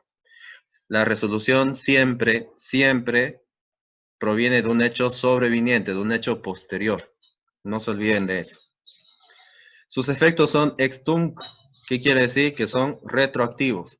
Doctrinalmente se habla de efecto ex tunc y ex nunc.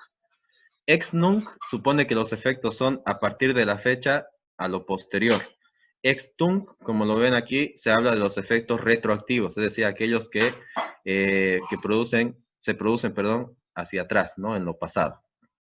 Entonces, los efectos de la resolución son la restitución de todas las prestaciones siempre que fuera posible. La resolución, en cuanto a sus características, proviene de la ley o de la voluntad de las partes. No se olviden de eso, a diferencia de la nulidad y la anulabilidad, además de la rescisión. La resolución proviene de la voluntad de las partes en algunos casos.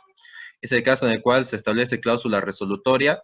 Por ejemplo, al incumplimiento de la segunda cuota, automáticamente se resuelve este contrato.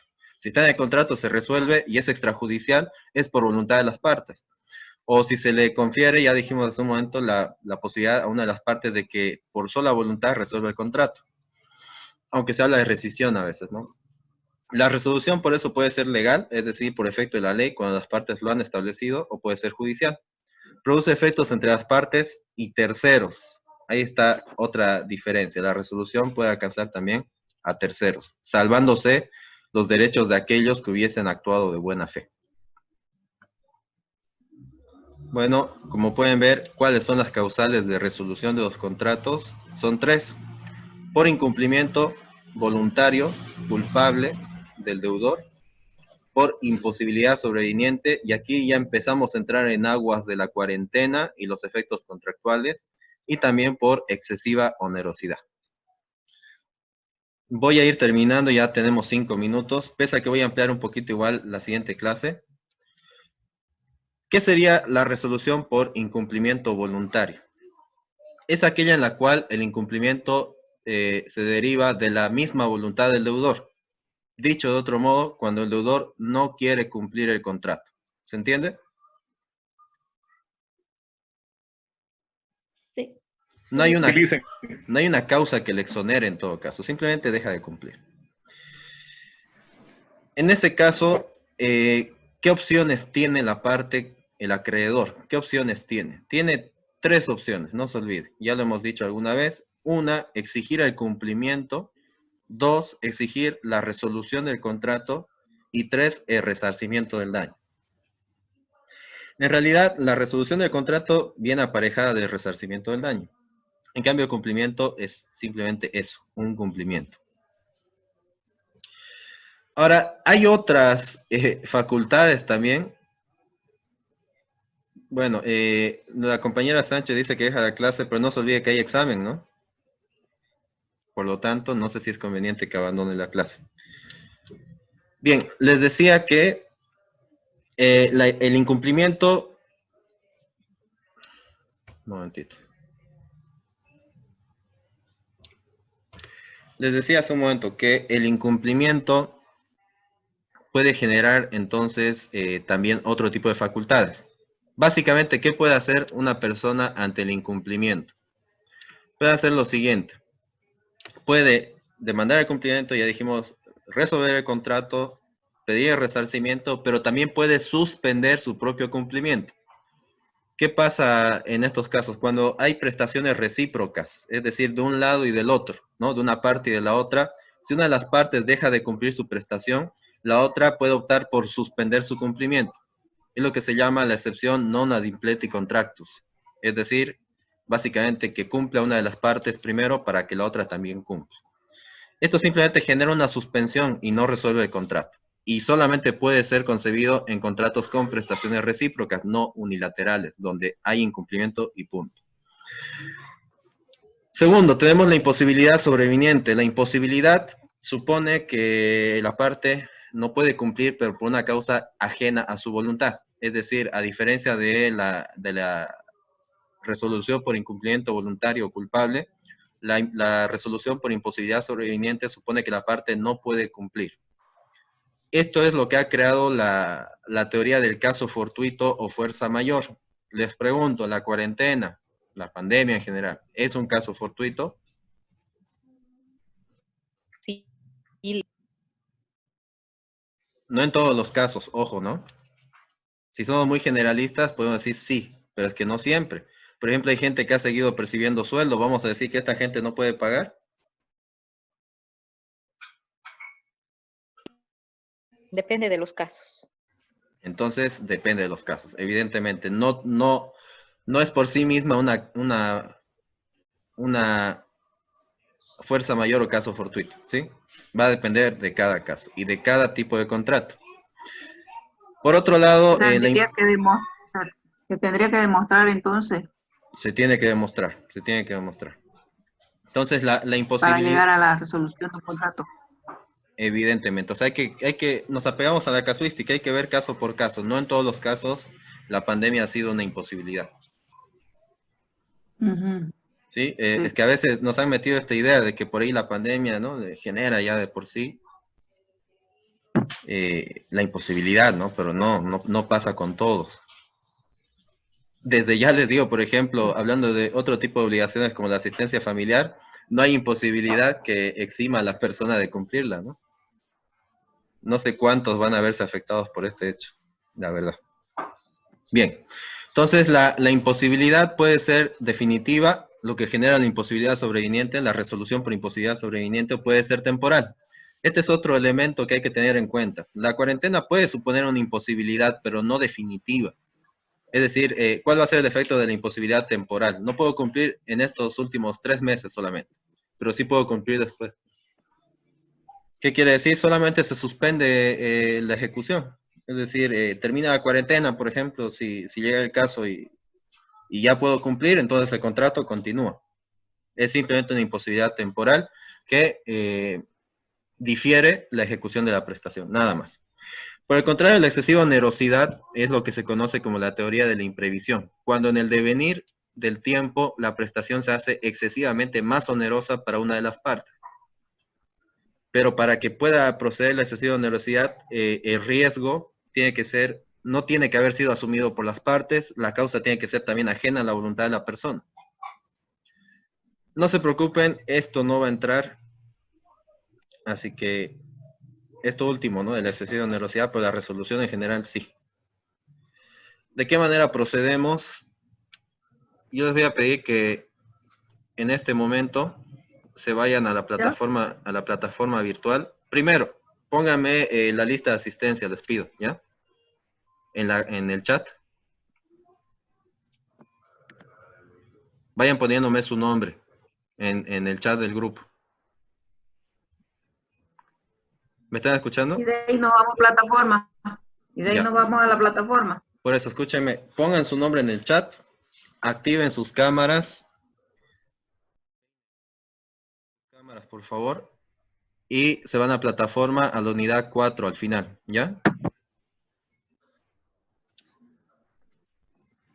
Ok, Lice. Cerramos aquí entonces. Así es.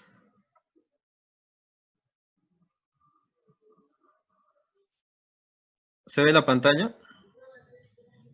Ustedes vayan poniendo sus nombres, ¿ya? Primero.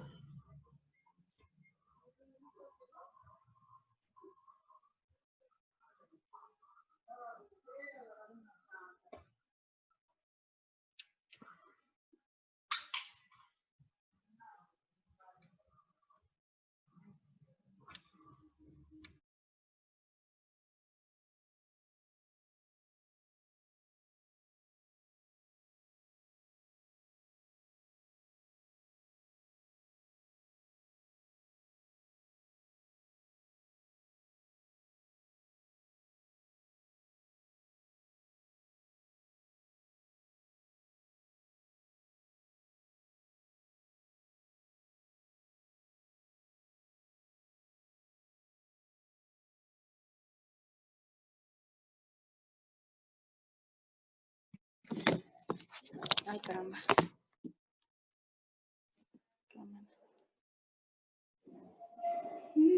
Listen. Cerramos el WhatsApp entonces, el Zoom, y abrimos Oh. directo plataforma. No. Ustedes se quedan aquí y habilitan su cámara. Dicen, en la plataforma se habilita la cámara en el celular. En el celular ustedes habilitan la cámara sin problema. ¿Ya?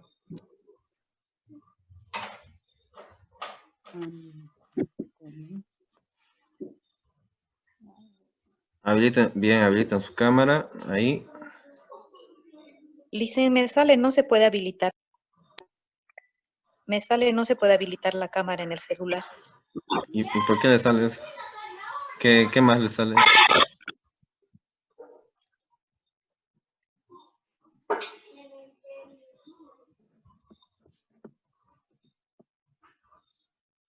Bueno, a ver, habiliten todos, por favor, les pido, porque... La unidad 4, 5, el examen. Yo sé que por ahí alguien está en pijama, acostado, no sé, pero habiliten, por favor, ¿ya?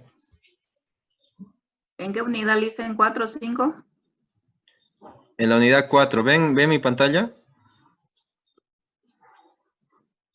Ya estoy en el 4.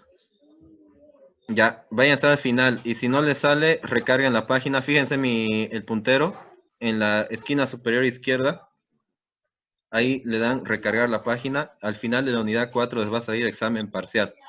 Ingresen y empiecen, por favor, tenemos 20 minutos, ¿ya? Dicen, no puedo con la cámara. no puedo ingresar, todavía no está tan veloz mi internet. Ahí dice recargar acá arriba, Listen. Tienen que ¿Lo intentar, puedes ¿ya? explicar de nuevo? Sí, ¿están viendo mi pantalla? Explíquelo de nuevo. ¿Están viendo? Sí. Ahí tienen, ¿ven este círculo? Ah, ya. Cargar página ahí, denle hasta que salga al final esto. Fíjense, examen parcial, dice. Ah, ya, Listen.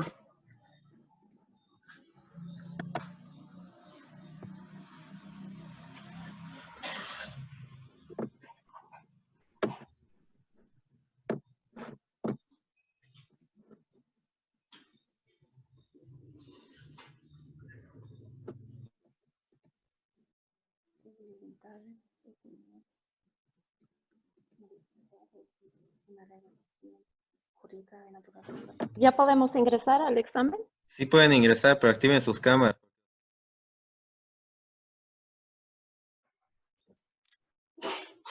Habilité mi cámara, pero no ¿me ve? ¿Quién, perdón? Ya habilité mi cámara, Susi.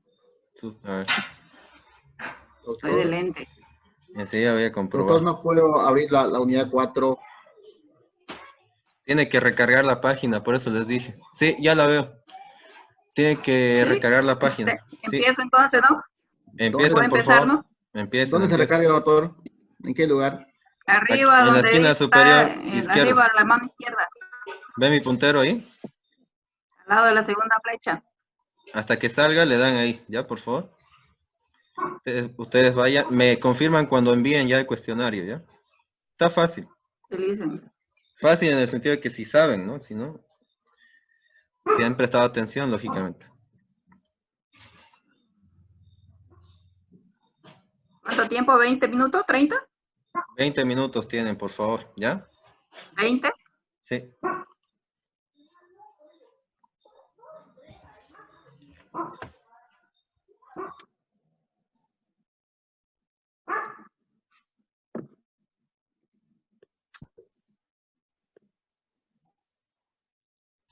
Por favor, los compañeros Rodríguez, Adalid, Florero, Quispe, estoy tomando nota porque tienen que habilitar, por favor, ¿ya?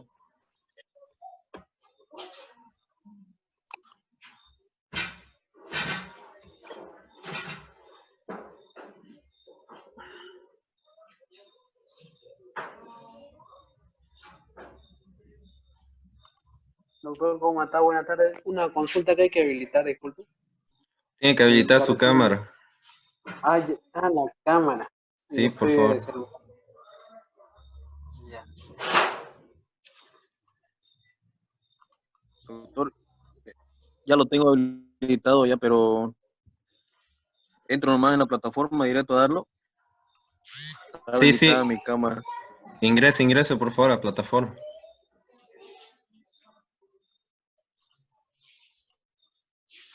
Doctor, no puedo habilitar mi cámara.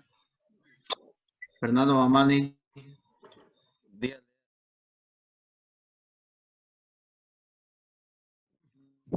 No puedo, estoy ahí. Mira, no habilita. No sé si lo puede ver usted.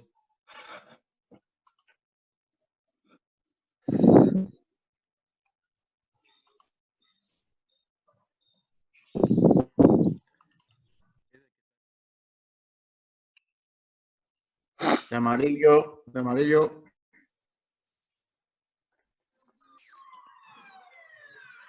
A ver. Ya. A ver. No sale. Ahí mismo en el Zoom le doy donde está el video y no me muestra nada. Habilita tu video. El video, habilitalo. Está habilitado.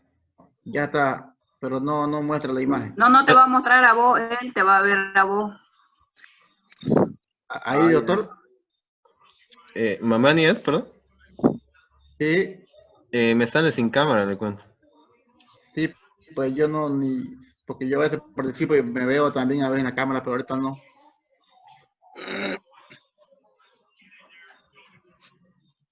Igual Florero, Quispe. Bueno, Quispe dice que no tiene cámara, pero tiene que mandar prueba en video, ¿no? Doctor, comienzo, intento. Pueden González. comenzar. Hace rato que pueden comenzar. Ya deberían estar haciendo más bien. Ya.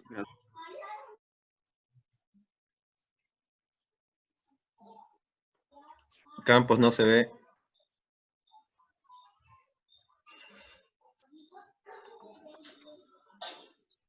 No me sale nada a mí. ¿Puedo darlo el examen desde el teléfono? Puede darlo desde el teléfono. Habilite su cámara con la que asiste a las clases y délo desde el teléfono su examen, ¿ya? Ya lo habilité la cámara. Se ve una pared amarilla solamente. O la tapó, no sé. ¿Qué hago, doctor? Yo quiero empezar a hacer, ya estoy corriendo mi tiempo. No tengo cámara. Vargas, perdón. Fernando Mamani. Ah, perdón, pero no, continúe.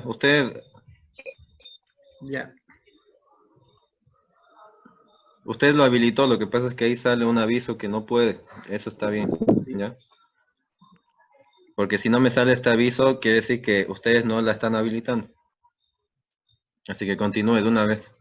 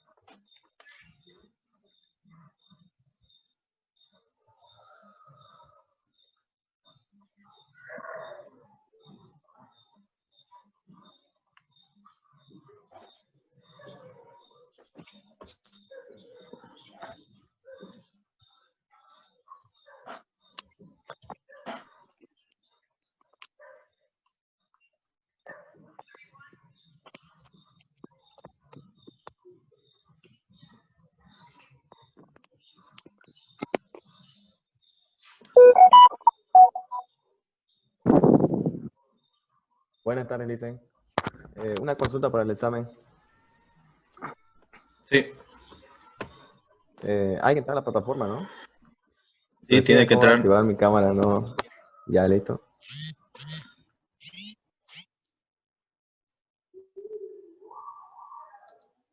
No olviden colocar su nombre en la lista, ¿no? En el chat del grupo.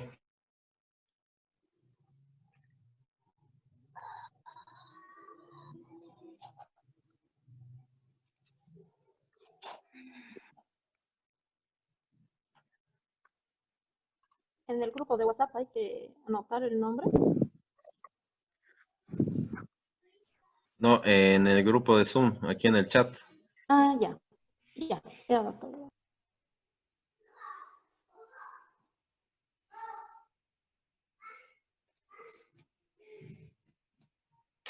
Dicen, ya terminé el examen. ¿Castro? Sí.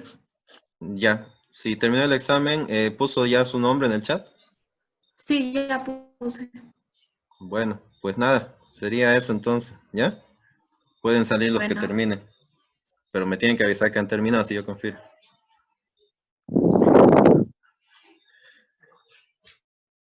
Doctor, acabo de terminar el examen igual. ¿Su apellido, por favor? Ramírez.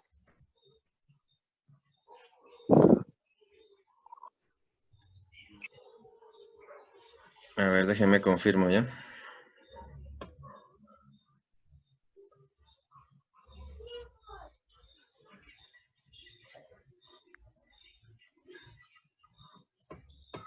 Ya, está bien. Listo, hasta luego. Hasta luego, hasta luego.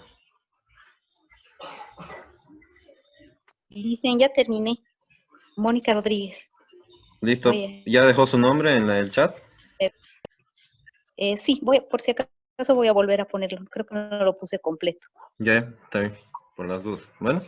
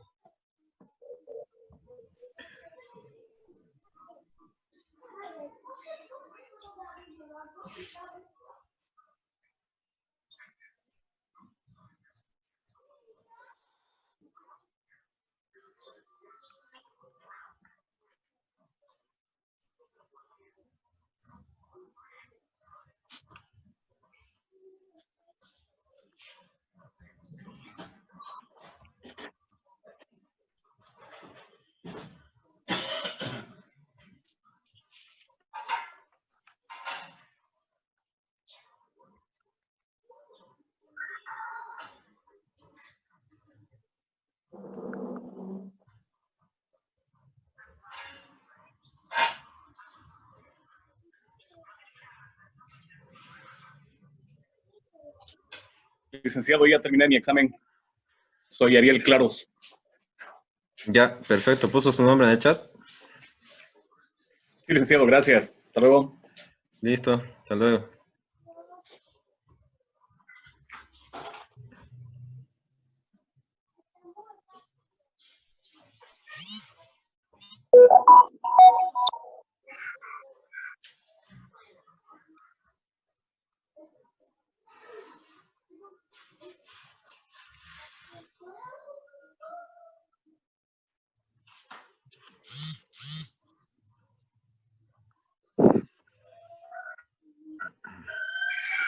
Muchas gracias, Licen. Hasta luego. Hasta luego. ¿Puso su nombre? Sí. Ya, hasta luego.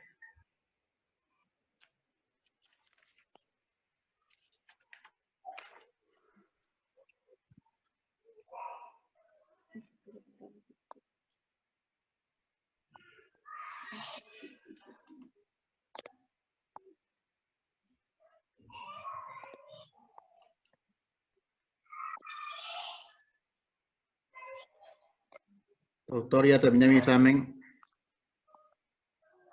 Ya terminó. Bueno, no se olvide poner su nombre en el chat. Ya, gracias, doctor. Hasta luego. Hasta luego. Si se corta la transmisión, continúen con su examen, ¿ya?